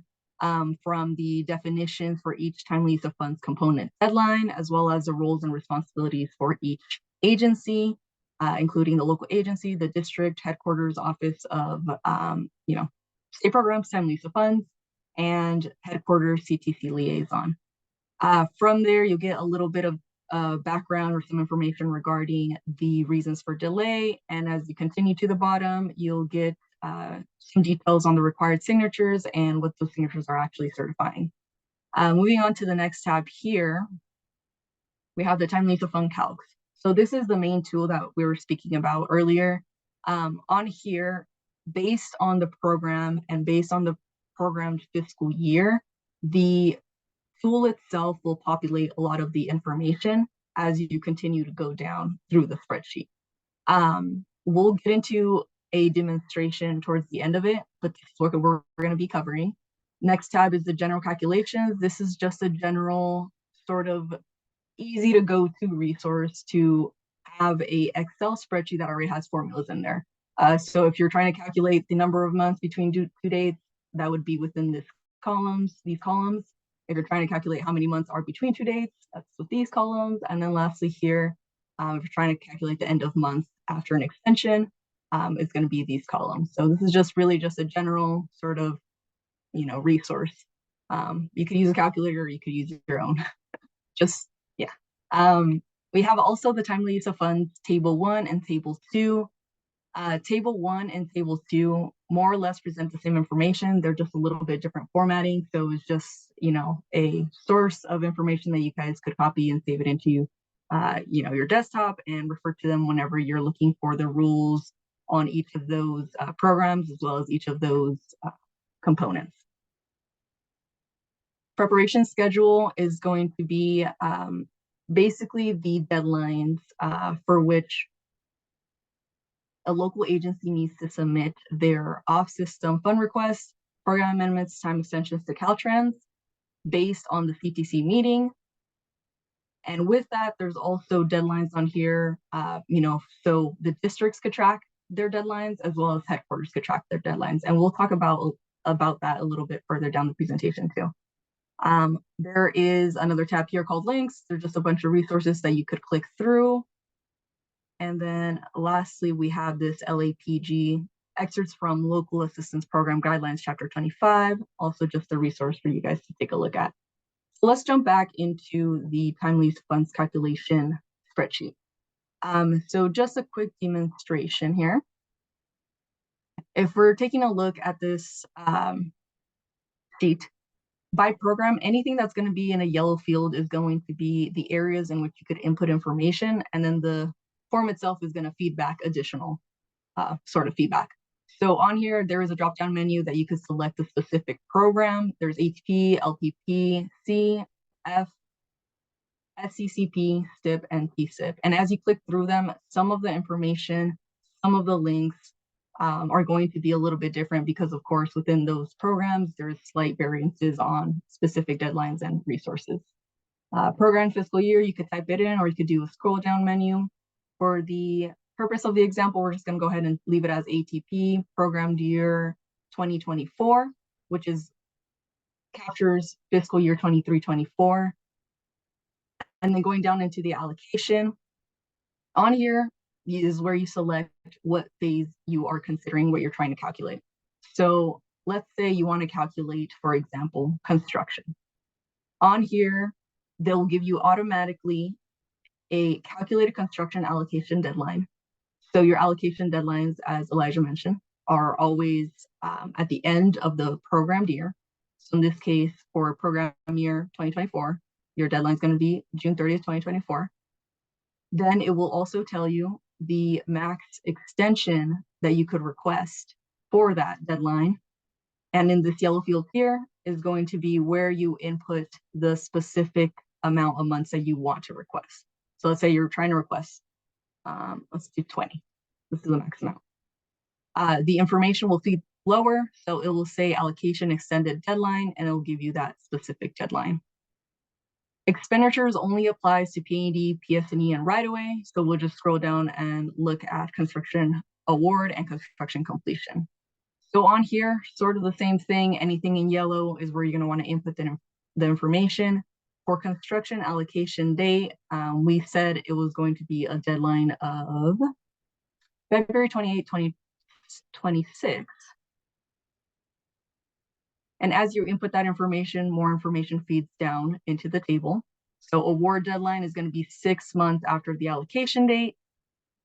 And from there, your max extension for ATP specifically is 12, which will calculate it to August 31st of 2027. Same thing, right here is where you're going to want to input the specific amount of months that you're requesting for that particular phase and component, and it'll self-calculate. And as we go along in this, it's sort of the same process, same structure. So again, anything in yellow is where you're going to want to input the information and it'll feed down. Something to consider is to take a look at the construction completion. We just want to make sure that everyone's aware that for the construction completion, we want to take our reference point is always going to be the award date and 36 months after that, right? However, something to know, during a construction allocation, an agency is allowed to request more than the normal 36 months, and it won't contribute to a time extension request. So this is why you have a double yellow field here. For an extended award date here, let's type in December 31st of 2027. Let's say if at construction allocation, you requested an additional 3 months from the standard 36, it would automatically give you that construction completion deadline, and you are still able to request the time extension beyond that point, which can be, again, filled out within the yellow fields, and it'll self-calculate. Now, your extended completion deadline needs to be accounted for based on the actual construction contract acceptance. It's not that automatically, you're giving up to that 3-year mark or three year plus the amount of extension that you got. You absolutely need to make sure that the amount of time being requested is from the amount of time you're considering for your deadline is based on your construction contract acceptance. So that's just a quick note there. But that's the tool. That's sort of how you maneuver through it. And then to go back to one of the questions that was asked previously about, how to know when to submit either allocation request or time extension request. So for example, if an agency needs to allocate or submit a time extension request for either allocation, expenditure, award, or completion, it needs to be for the next available CTC meeting that the time release of funds deadlines falls in. So for example, if your allocation deadline is June 30th of 2023, that means that you have to go before the June CTC meeting. If you take a look at the preparation schedule under the local agency column, it means that the request to the districts need to be submitted by May 1st. You can look at another example. Let's say your award deadline is September 30th. Now, September doesn't have a CTC meeting in it. So what do? You look at the next available meeting, which is October, which means that if you're going before the October meeting, the next local agency deadline to submit to the district is August 21st. So hopefully that answers your question, and that does complete my presentation. And yeah, ready for any questions. Thank you so much, Leslie. So if anyone has any questions, please go ahead and enter them in the chat. I did want to go ahead and read this question out loud because Leslie, this is for you on the spreadsheet you just went over. Mm-hmm. What is the programmed fiscal year field on the very top of the tough calculation spreadsheet? Perfect. Yeah, so when a project gets awarded funds, it's programmed into that particular program. So example, ATP, SB1, or STIP. From there, funds get programmed in very specific phases, and with that, they get color of funds. So it'll either tell you if it's state or federal, and it'll also tell you what the programmed year it's under. So for example, if in this scenario, you had construction, you received ATP awards to fulfill your construction phase, it would be programmed in 22, 23, 24. And this is all information that you'll get at the very beginning. You could also pull it from the CTC websites on the actual staff recommendation program adoption. So that answer your question? That's what this program year is. And anytime that you're calculating a specific program year, you always want to take the last one. So if it's programmed in 23, 24, that means the program fiscal year is 24. If your programmed year is between 24, 25, your program fiscal year is actually 2025. So it's always the latter one. Great, thank you so much, Leslie. Any other questions, please go ahead and drop them in the chat. I have a question/comment here from Scott Yakovich. Just to be clear, the additional time requested during construction allocation is just for overall final completion of con if you anticipate exceeding 36 months? What are some examples of an agency needing more than 36 months, and can this request be submitted after con allocation? Yes. So after con allocation, from there, and Elijah, correct me if I'm wrong here. From there, the agency would then have to follow the timely use of funds guidelines. And if they need a request for a completion extension after they award, they would need to go through that process. I know there are very specific circumstances where the CTC will allow an allocation amendment to include that language in there, but I know it's very project specific and it does need to go through an extensive approval process for that to be changed. Elijah, did you want to add anything more to that? Yes, and such a request can be for up to 12 months past the completion deadline. Mm-hmm. That's all I have. Great, thank you, Leslie. Thank you, Elijah. So that is our final question in the Q&A for now. I don't see any more popping through. Please feel free to drop your questions regarding this timely use of funds presentation in the question and answer field. Please also note, thank you, Sherry, who's dropping useful links for us in the chat regarding each of these presentations. Please remember to look there to find good, helpful resources related to this information that's being shared. So if the panelists don't have anything else to add, I don't see any additional questions. I think we're ready to wrap up for a break.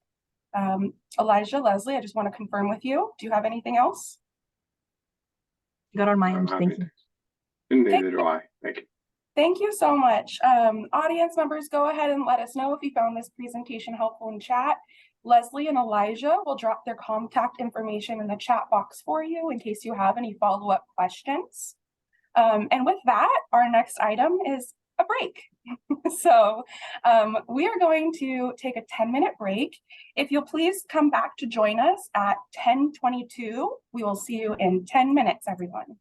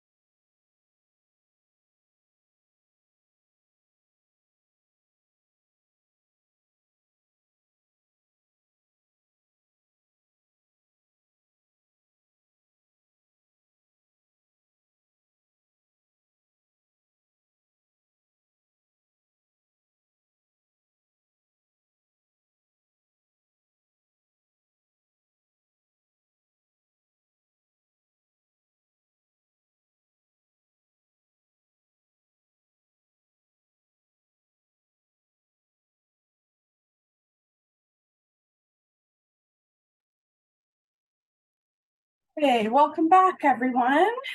Coming back in just a moment. If you could start migrating back to your computers, turning your camera on for the next presenters.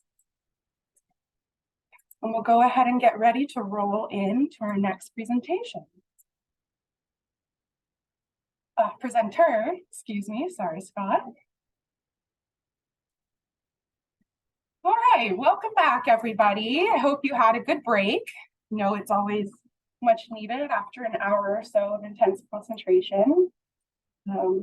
So our next presenter is Scott Yakovich, the California LTAP manager. And Scott will be talking to us today about Division of Local Assistance Training and news related to the California Local Technical Assistance Program. So Scott, whenever you're ready, go ahead and take it away. Thanks, Samantha. And thanks everyone for joining us today. Whenever possible, we like to steal just a few minutes of your time to let you know about the California Local Technical Assistance Program. My name is Scott Yakovich. I'm the manager of the LTAP Center in California. And this handsome man that you see here on your screen is Tom O'Brien. He's our center director. Together with our team, we operate out of Cal State University, Long Beach. If you're not familiar with the LTAP program, it's an FHWA initiative designed to bring targeted and subsidized training and technical assistance to each state as a way of supporting the public agencies that maintain our local roadways. Since we're an extension of Caltrans DLA family, we're also responsible, or we also make it part of our mission to help you work effectively with Caltrans and their portfolio of managed programs. It's worth knowing that we're a small center, so we try to invest our resources in a way that is most impactful to you. And one of the ways that we've done that is by investing into a website that we're going to take a quick look at today. With everyone being pretty much well connected in terms of internet access, we thought taking a one-stop shop approach could be a helpful way to give you a centralized resource for the training, event happenings, technical support, and funding news that you should know about, hopefully making it easier for you and your team to find the information you need. To give you an idea of where our thinking is on this, and by the way, know that we're always interested in hearing from you for better ideas. Our goal is to present a browsing experience that's both intuitive and helps to sort out all the information there is to present. And with BIL releasing new grants and funds 2-3 times a week, there's a lot of information out there. At a top level, our approach is, as many websites do, is to provide categorical navigation. So we've got training, which is where we've cataloged curated trainings from all of our training network. Initiatives are state and federal transportation priorities. Our resources are things like the equipment loan program, where we offer free rental of equipment like retroreflectometers for signs and street striping. A video archive, which we're looking to catalog webinars, conferences, any pre-recorded material so that you can quickly find access to that. News and updates, of course, is our archive of the news that we've been pushing out to our subscribers via posts and news and e-blasts. And of course, a way to connect us to contact us quickly for technical support and to let us know about your training needs. If you can tell us what your needs are, we can help to steer the course of DLA funding in the future to provide the type of training that you need that's specific to your particular needs. So again, subscribe. That's a nice way to keep in touch with us. Let us know, help us let you know what's coming up. And then finally, one of the things that we're looking to bring forward is AASHTO TC3 on-demand training. I'll show you. AASHTO's got a fairly large catalog of online professional development training that brings not only PDH credit hours, but it's also the perfect work at your own speed professional development opportunity across 6 different categories. Samantha, are you able to see my screen? I couldn't find the unmute button. Yes, I can see your screen. And we're looking at AASHTO right now? Correct, yes. Great, just want to make sure. So, like I say, AASHTO's got about 300 different trainings that that we'll be bringing to our site. Of course, anybody can go to the AASHTO site and take a look at these and register to take them. You'll find most pricing is in the hundreds of dollars. The advantage that we're going to bring to the table is not only that this becomes all curated and cataloged at our single site, but we'll do so in a way that only the trainings that make sense for local agencies are pulled over and referenced and cataloged in a way that you can quickly find them. But we've got the ability to offer a subsidized training code that brings the price of taking these down to zero. So it's another good opportunity to participate in professional development in a way that doesn't affect you cost-wise, but there's a lot of training here that's being offered that can do, that's got some great courses. So we look forward to bringing that forward. A quick look at our website. This is the CalTAP website. Of course, it's at caltap.org. And as I mentioned, our layout is intended to provide a quick access to the type of information that we think is most important to you so that you don't have to go searching around for things. So quick announcements like the fact that we've got fugitive dust mitigation training coming up tomorrow. There's a quick link to those, which jumps you to how to register for that training and what's going on. We've got quick links to things like the LTAP training catalog, California innovations. Ask an expert is a quick way to check or to let us know what type of technical assistance you need so that we can connect you to the right subject matter expert, which will likely be someone from Caltrans, the district local assistance engineers, who you may already be contacting. We're kind of a second way to help prioritize those requests, and you know, it's our job to hang on the line and make sure that that communication gets through to you. And of course, contacting us, that's one of the most important things, to give you someone that you can reach out to with questions, with requests, with updates. Some of the other things that we keep on the homepage is important news items and policy updates. Each one of these are quickly linkable to the actual post. Right, everything meant to be as simple and intuitive, and what upcoming training events there are. So you'll see again today we've got, or tomorrow is fugitive dust training. On the 12th, National Road Summit for Rural Road Safety starts. Each one of these have got their own page to provide a little bit more description, and most importantly, a way to help you register for it.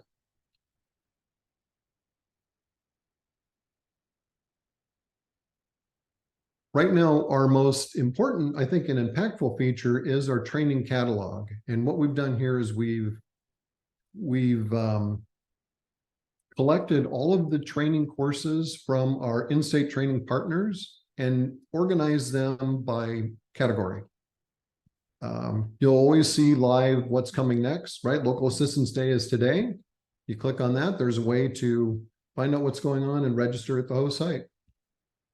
Similarly, whether it be multimodal training or pavement design or planning or regulatory and compliance, right? Federal aid series or resident engineering academy. These are easy links to jump into to see when courses are coming up next and how to register at them. So I encourage taking some time at caltap.org to kind of roll around here, browse around, see what features are available. And get comfortable with this. And again, if you have any questions or suggestions, go to the Connect page. There's a number of ways to get in contact with us, to subscribe so that you're constantly up to date. And again, the Ask an Expert feature so that we can help you reach the right person for your technical support needs.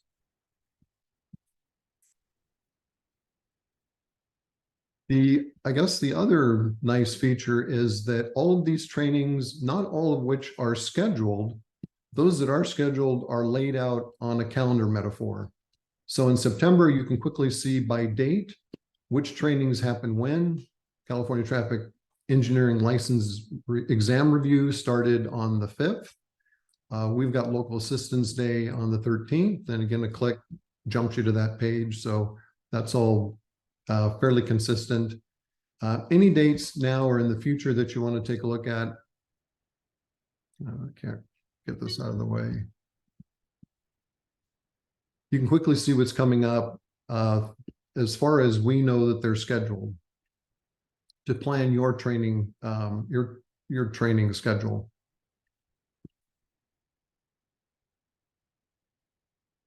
And then finally, we do a similar thing with news and events. We've got an archive of all of the news posts that we've been sending out via email.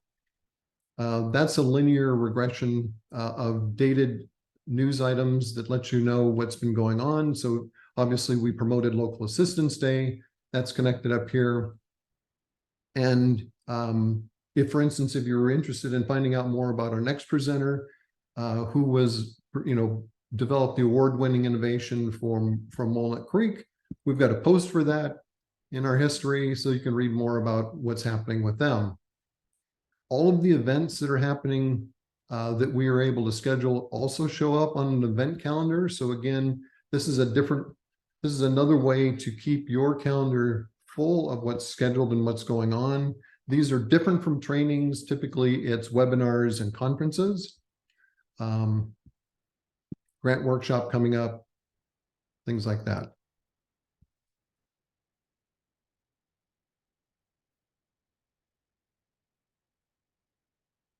So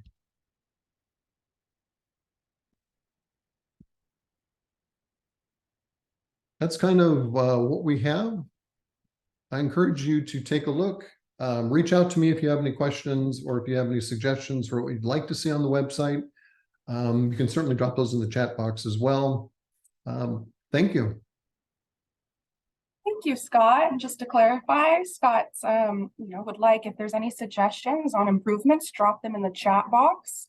If you have any questions specifically, please a reminder to drop them in the Q&A so that we can answer those live in the meeting or in our fact document for those we don't get to. So suggestions for improvement in the chat. If anyone has questions for Scott right now about his presentation, please drop them in that Q&A field. So we can go ahead and answer them. We have a moment. Otherwise, Scott posted his contact information on the screen. Please feel free to contact Scott. And I think the important thing to note is that I am the real Scott Jakovich. All of those other imposters in the audience, not me. Jakovich, not Jakovich. Jakovich, yes. Oh, I apologize for mispronouncing. That's okay. Jakovich. Okay. So I'm not seeing any questions come in. Please feel free to drop them throughout the presentation. From now on, we will get to them in the fact document. We'll move forward with our next presentation for now. Thank you, Daniel Burke, for coming on. We also will have Matt Redman from the city of Walnut joining us, both to discuss the FHWA Build a Better Mousetrap, the award-winning project. Really looking forward to this. So Daniel and Matt, please feel free to take this away whenever you're ready. Sure, thank you, Samantha, and thank you, Scott. And can we all see the PowerPoint that's up here? Yes, it is showing, and it is showing presentation view. Excellent. Thank you so much, Samantha. So good morning, everybody. We're here to talk about today the Build a Better Mousetrap competition. My name is Daniel Burke. I'm here with the Division of Local Assistance at Caltrans. My contact information is below. I help coordinate some of the training and respond to audits here within the Division of Local Assistance Caltrans here at headquarters. And to talk a little bit about the Build a Better Mousetrap competition, it's hosted by the U.S. Department of Transportation, specifically the Federal Highway Administration within that department.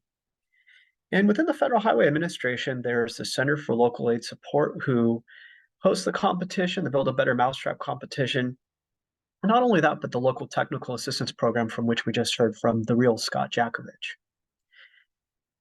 So each year, the Federal Highway Administration requests and recruits innovative ideas to help local public agencies tribes to benchmark innovative and efficient practices.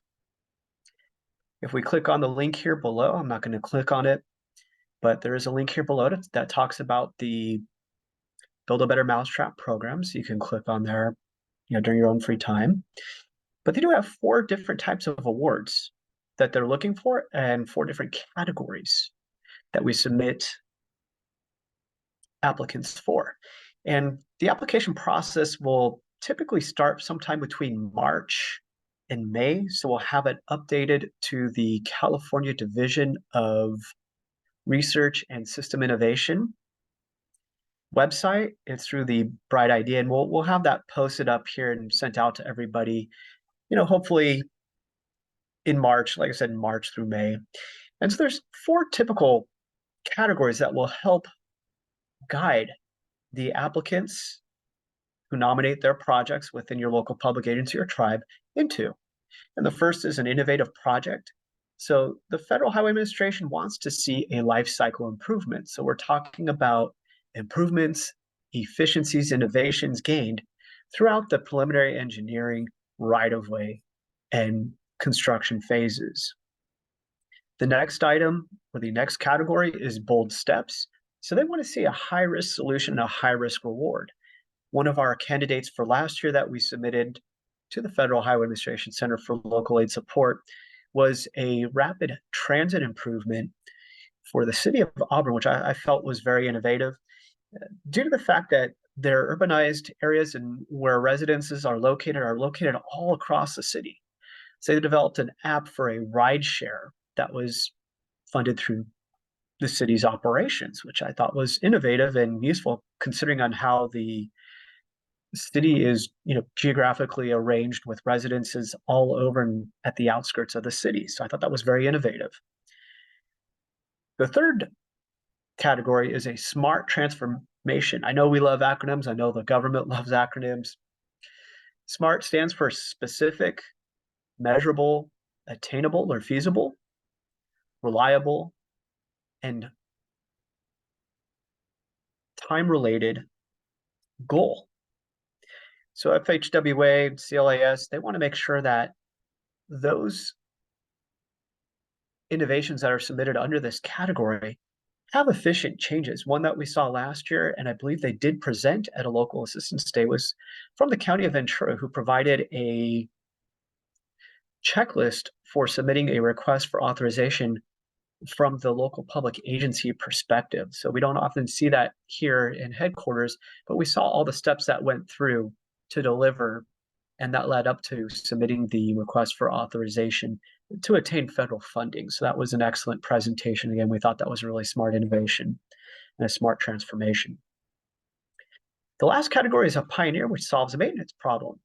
So whether this gets federal funding or not, it doesn't matter to us. We just want local public agencies and tribes to be able to innovate and benchmark and share those best practices with each other. And so it should solve an occurring maintenance problem. We'll talk about that in just in the next slide here.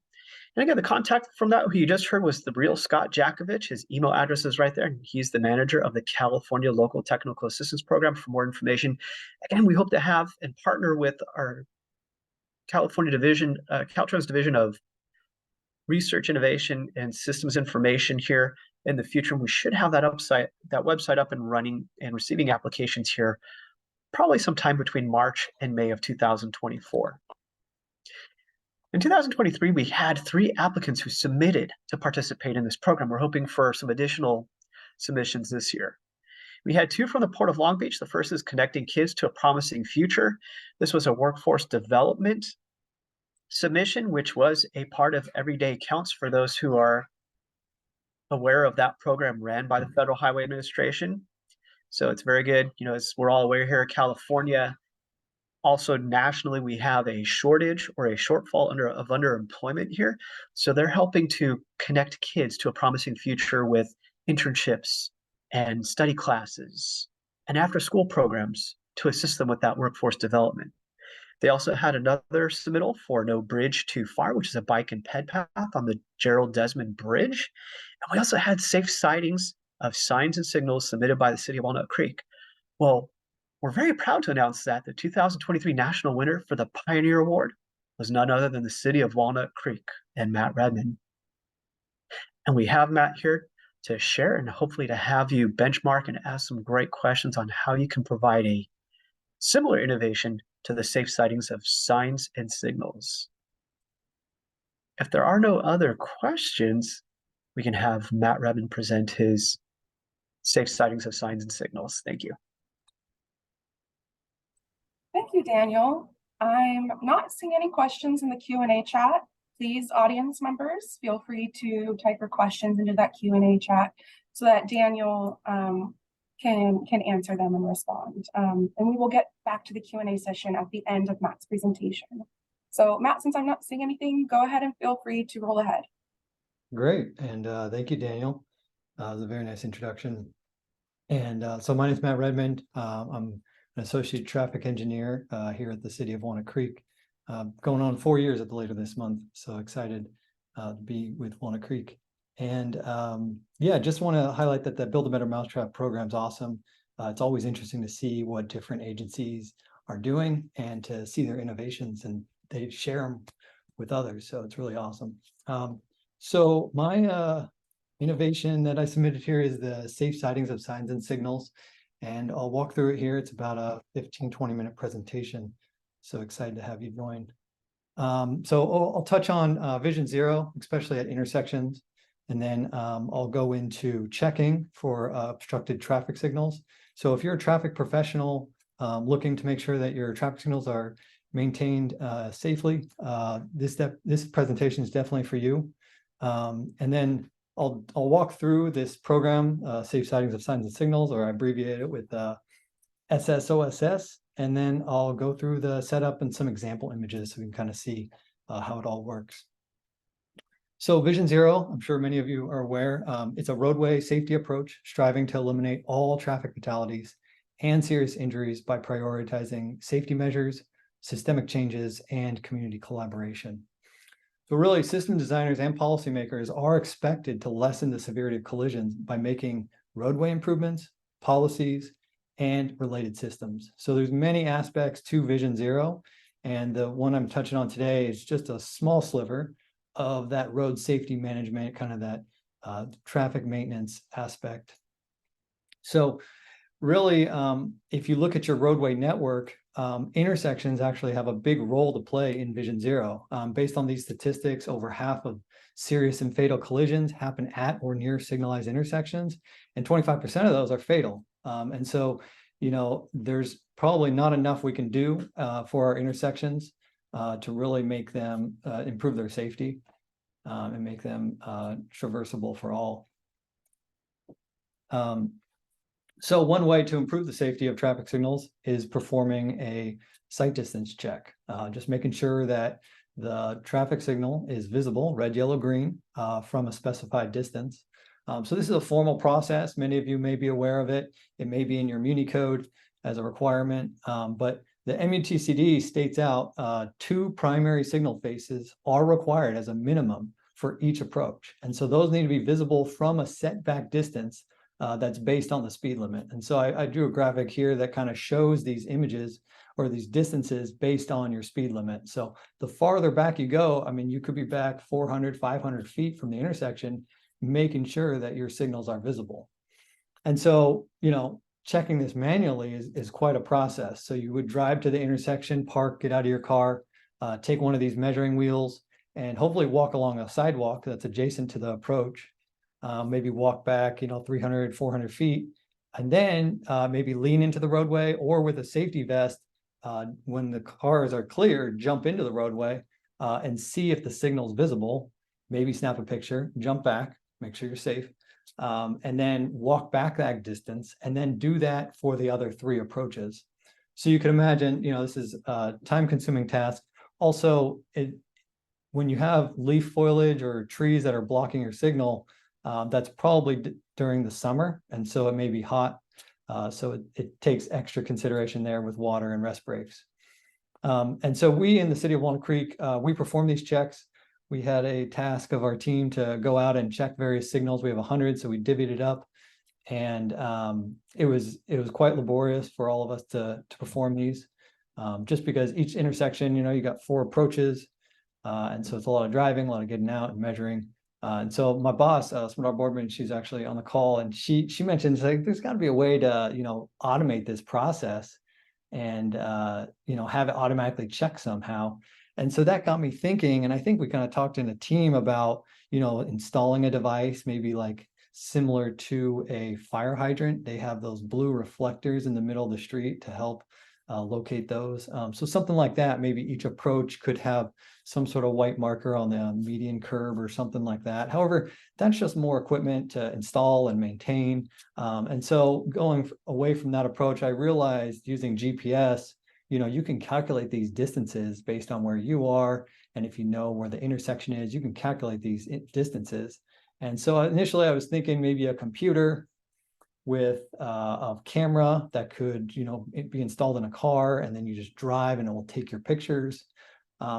However, even that was a little bit difficult to do. And it was just custom hardware that I didn't really want to have to go through. So I ended up going with a more simple approach, which is just using a cell phone. And so here's the solution, the safe sighting, the signs and signals. So on the bottom left here, you can see you just mount a cell phone and you use these free applications like the video recording and a free GPX logger application. You run those and you just drive your streets. So then you can process it. There's an example image of the program on the bottom right, which I'll go through. And then once you run the program, you get an output image about this one is 270 feet back, and you can verify if your traffic signals are visible. So this does require you to drive all your approaches, which, for us, we have over 300 approaches. And so it's a considerable task to drive. However, you can stay in your car the whole time. You just got to make sure you're collecting the video and the GPS data. But you can turn on the AC, drive safely, and capture all that. So then you can take all that information, process it through SSOSS, and then you can output your images and review the images, which are great because then it's verifiable if something's blocked or not. So we did this in the city of Walnut Creek. We recorded 34 gigabytes of data, video data. They were recorded at 2.1 megapixels, so good resolution, plenty for visibility of signals from a distance. And that was at 30 frames per second, which is helpful. At 30 or 60 would be optimal. And then we recorded the GPS data as well. That took over 8 hours, and it took 110 miles of driving. So a significant amount of driving, however, much quicker than the manual process.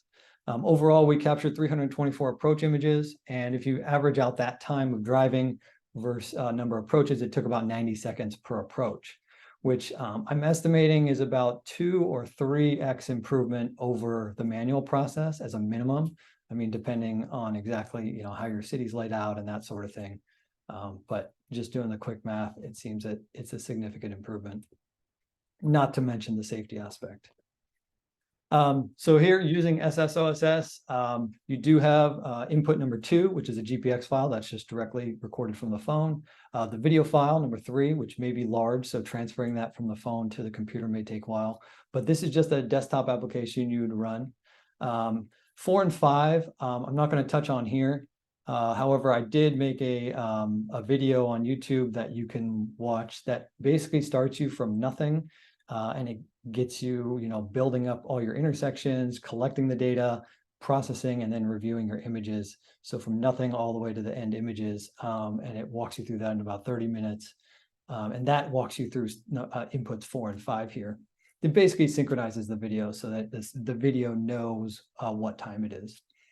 And then there's a input number 1 here, which is a static object input file. So we'll walk through that here. So this is basically where all the information about the intersection is captured. So at the top right here of the image, you can see we need an intersection number, a street name 1 and 2, the XY, longitude, latitude coordinates of the center of the intersection, and then the speed on each approach, as well as the compass bearing for each approach. So you can see on the bottom of this image on the right, an example of what all that looks like. So This does take some time. However, it's all public data, and you can use Google Street View, Google Maps to capture all this. And again, I walked through in a video to show you exactly how to do that. And then once you make it for your agency, it's basically done. You can continue to use this file years and years later. You would just need to update any speed limits if that changes, or any street names if it potentially changes as well. So collecting data, driving your streets, obviously you want to drive safely, follow the rules of the road. Ideally driving during daylight so you can see like what the obstruction is, and in low traffic conditions. Also, you probably want to make your drive as long as possible. One video file, it is a larger file. However, you have to do a synchronization process I mentioned in 4 and 5 inputs. And so performing a longer drive can help save processing time for you later. When you do log the GPX, you want to make sure you log it every second. That's just a higher resolution, and it allows for higher accuracy. You can do lower, however, you might as well log it every second. And then just like the UPS drivers and the delivery trucks, if you can avoid left turns, that's going to save you time waiting at left turn lights. And then avoid using reverse. So just creating long sweeps to do a turn is going to help save time on the drive. Here are some apps: OpenGPX Tracker for iPhone. I like this Ultra GPS Logger for Android. Generally, also, there is a process when you do mount your phone to your vehicle, capturing what that first point on the ground visibility distance is. So that might be 20 or 30 feet, and you want to know, is it exactly 22 feet or is it 28 feet? You want to know that to help you synchronize the video later. I do want to mention that there are some sources of error using this program. The first and foremost is probably using that center point of the intersection. It gives you a great approximation. However, you can see here that has a distance that's not exactly where the stop bar is, and the MUTCD calls out, from the stop bar, measuring that sight distance back. And so there is a way where you can add this stop bar information to that intersection file, and then SSOSS can, improve that sight distance a bit and adjust for it. However, the center coordinate of the intersection is a great approximation, and if you don't have anything blocked, it can give you a first start, and then you can go back, add those stop bar intersection information, and then reprocess if you want specific images a little more accurately. So we are using GPS, so that's another source of error. GPS has a limitation of 3 meters for commercial use, and so that's about 9 feet of error. We can't get that. You do want to make sure your phone, when mounted, has a clear view of the sky. So limit obstructions and improve that accuracy down to 9 feet as close as possible. And then depending on how you drive, you want to make sure that you drive as steady as possible, just using cruise control if you can. Again, the stop and go motion won't allow for extraction of a good of a picture, just the way the algorithm works. And then, measuring your roadway visibility, first point on the ground. So that pin is really about 20, 25 feet in front of you, but you may think, oh, it's, 5 feet. So you just want to measure that out, know that, and that will help you in the synchronization process. So here's some running the program, putting all your inputs in, and then you can output these images. So it just spits out the images from the video. So because really a video is just a bunch of pictures replayed at 30 or 25 frames per second. And so it just pulls out that image that's an approximate sight distance, and then it labels it. So here, intersection number 2, so it's an intersection ID. And then after the point is a 0, 1, 2, or 3, and that's corresponding to the compass direction. So point 0 would be northbound, point 1 would be eastbound, point 2 would be southbound, point 3 would be westbound. So here we see some images for California Ignacio Road, and then the appropriate sight distance image that it's captured, and then that's based on the input file speed limit. And then a timestamp. That's just a unique identifier for this image. In case we were to drive an approach twice, we're not going to overwrite that image. So it's an exact timestamp of when that was driven. So let's look at some images here before we wrap up. So here's a northbound approach on California Ignacio, and you can see we're about 325 feet back, and we have 2 signals clearly visible for the through movement. And so we don't really have any issues there. Here's the eastbound approach. Again, low traffic conditions, so we're getting that clear view all the way to the signals. Again, same with the southbound approach. And this label on the bottom is automatically generated based on your input file. So that way you know which signal you're looking at in case you weren't able to see it in the picture. So here we have a westbound approach to the same intersection, and we have our signals visible on the right. We have our 3 signal heads visible. But if we look on the left, there's another signal that's a little bit obstructed from the overgrowth of that tree. And so that's maybe something that we want to look into. But just knowing that, different intersections will have different layouts and just accounting for that. Here's an interesting case with the westbound approach at California and Civic. And we have 4 signals visible here. We're in the left turn pocket. And so we have the 1, the 2, the 3 on the mast arm, and then the 4 on the left there. But however, if we just shift over a lane, we drove this at a later date and it extracted this image as well, we can actually see that now that signal on the right, the one closest to the stop bar, is actually being blocked by the tree. So we're still meeting our requirements, but maybe that's some trimming that we would want to take care of. So again, same distance, it's just shifted over. And so that's a consideration where you want to consider what lane you're driving in, and making sure you're capturing the different cases of a signal. So here's a case where we got stuck in some traffic. This is a westbound approach on Ignacio Valley Road to Marchbanks, and there's no signal visible. And there will be cases where maybe you're making a weird U-turn and it thought there was a signal, but the image just doesn't make sense. This one makes sense, however, it's just being blocked by traffic. So you want to make sure you improve your increase your distance, especially if you're driving behind large trucks or something like that. Maybe try a different lane. But luckily, we actually drove this later at another time, and we captured this image, which shows our more than 2 signals are clearly visible. So I do want to mention this is free software. It's all open source. It's available here on this GitHub page. And on the right here, you can see the releases and you can grab the exe file, basically compiling all the code to make it an easy executable, which the graphic version you saw.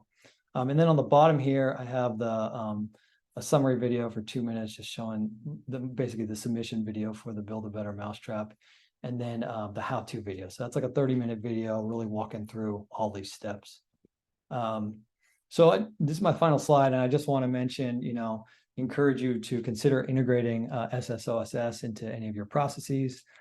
So really, you may be able to weave video or GPS data collection into your existing processes. So with signal timing projects, a lot of times they'll collect travel time runs, but these are just done collecting GPS data maybe. And so if you throw a video in there, you can actually use SSOSS afterwards, because now you'll have your video and your GPS data. If you do any pavement analysis with video, if you add your GPS data collection in that, you'd actually also be able to extract out, the sight distances of your intersections as well. So that's a great one, especially since that one covers like your whole city. Or if you're just doing a longer drive through the agency and you want to, capture your sight distance as well, you could do that. So if you had, multiple field sites that you're stopping by, just throwing up a dash cam or the cell phone with these apps recording it, that would allow you to use SSOSS. Or if you're doing spot checks, maybe you have 1 or 2 signals you just want to check, you could use this as well. You just wouldn't have to get out of the car, be a little bit easier.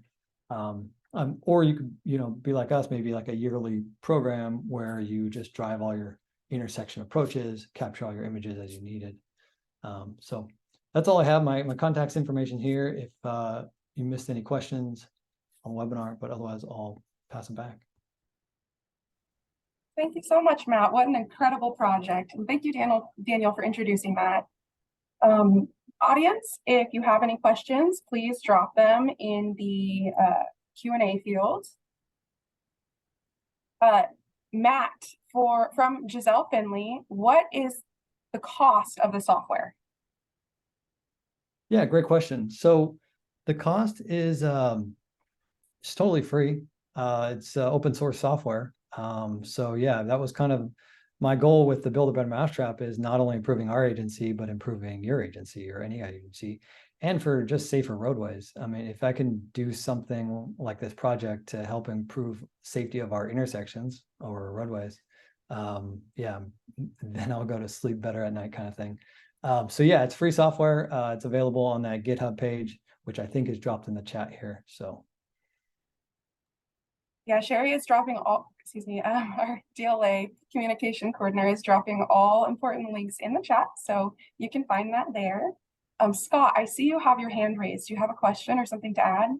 Yeah, I wanted to check with Matt. You know, Giselle's question is pretty much on point, right? You've got an excellent innovation. It's a way that could save me at another public works department a lot of time in checking traffic signal sight distance, but it looks very complicated. Could you give us an idea of what type of talent I would need to have in my department to be able to take your approach and implement it in my city? yeah, great question. And I mean, really, I think this speaks to, you know, where are the pain points of using this program, right? And so that's one thing I definitely want to hear for, because if there's a problem with, you know, I mean, it's really a few processes. It's, you know, setting up your cell phone to record using a mount on your car. I don't think that's too technical. There is setting up that intersection file, which is tedious, but my approach is kind of put the headphones on and get to work and just, you know, run through it. But yeah, I think setting up that intersection file is a bit of work. And then there's maybe like a 20-minute process for whenever you collect a video file, it just needs to understand, you know, basically what time it is, because the video doesn't know the time like the GPS does. And so there's a way to synchronize those. And so that's like a 20-minute process for video. But I tried to walk it as clearly through on this YouTube video that I made recently, so that, you know, anyone can really do this.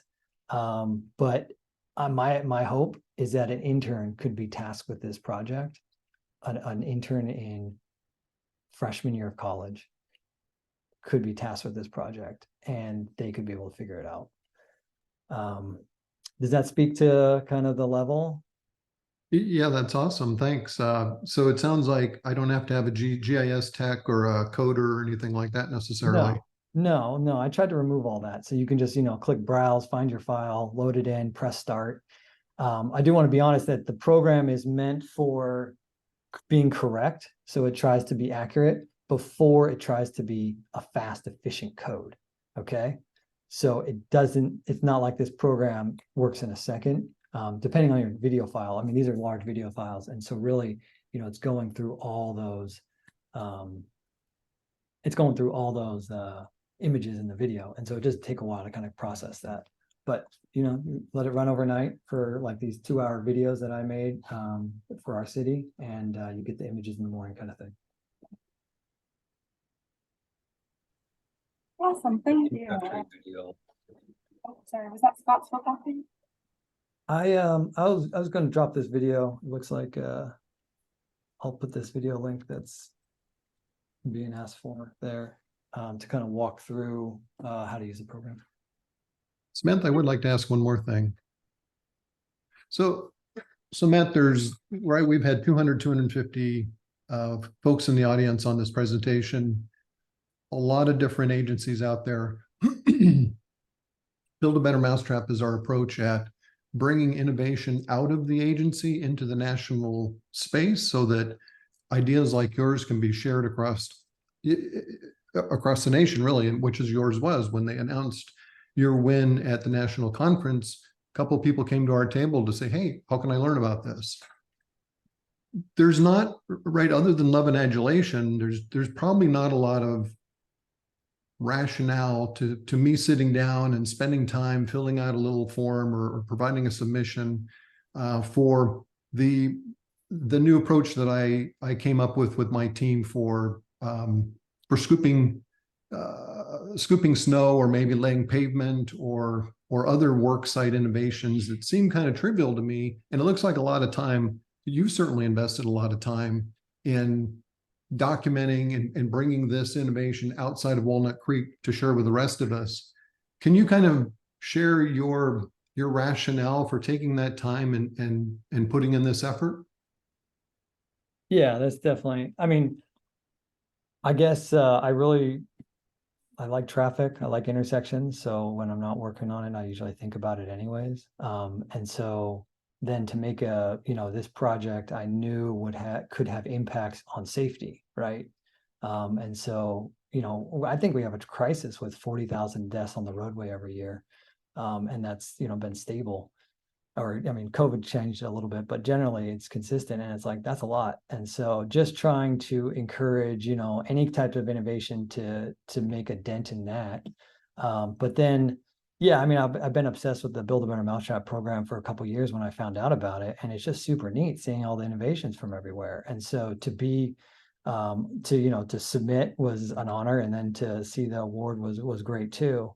But yeah, just trying to, just share and be open about different innovations. And then, I mean, another personal reason is this obviously took a lot of programming, which I'm not really familiar with, but it was just kind of like a learning process for me. And so it was a way for me to kind of build another skill to help improve automation, and so that I'm not tasked with going out to check site distances ever again, so I can just drive in a car. So I see some questions. Thank you. Yeah, Matt, I was going to say we have a couple questions that have popped up. So the first from Mohit. Would you recommend to cover all street and phases to reduce the video size? Great question. So you can chop it up into multiple videos to reduce the file size, which is, I think, what you're referring to. However, that won't save the program. It basically has a certain rate that it goes through the images or the video. And so whether you chop them up into a bunch of program videos, it will take the same time. However, each video file that you start and stop, so if you start a video and stop a video, that video needs to understand the time that it started, basically. And so that's a synchronization process that takes about 20 minutes per video. You got to kind of figure out, basically kind of locate where that video is and then what timestamp it is. And so you'll want to do actually a longer video file size to minimize that process. So for like us, we did it we did like a 4-hour drive, a 3-hour drive, and a 2-hour drive. I think that's about the 8 hours. And so we were able to capture all the approaches from there. I will say also, it's a process to understand which approaches you've driven, which approaches you haven't driven. And then, making sure that each approach is captured, because you may not want to just get one intersection at a time. You may want to have a, consistent drive throughout. And I don't think I mentioned this, but if you have more of a grid layout, you want to consider maybe like a north-south approach, and then like an east-west drive. So you're just driving east, and then you turn around at the end of that and drive west, and then, go to the next block, right? And then kind of like a lawnmower. But if you have more of a meandering streets, I found that it's actually quicker to take a bunch of right turns. So every intersection you're approaching, you take a right turn, capture that approach, right U-turn, take another right, continue along your corridor. So there's kind of like different techniques for the way you want to drive depending on the layout of your city. Looks like this next question. Yeah, thank you.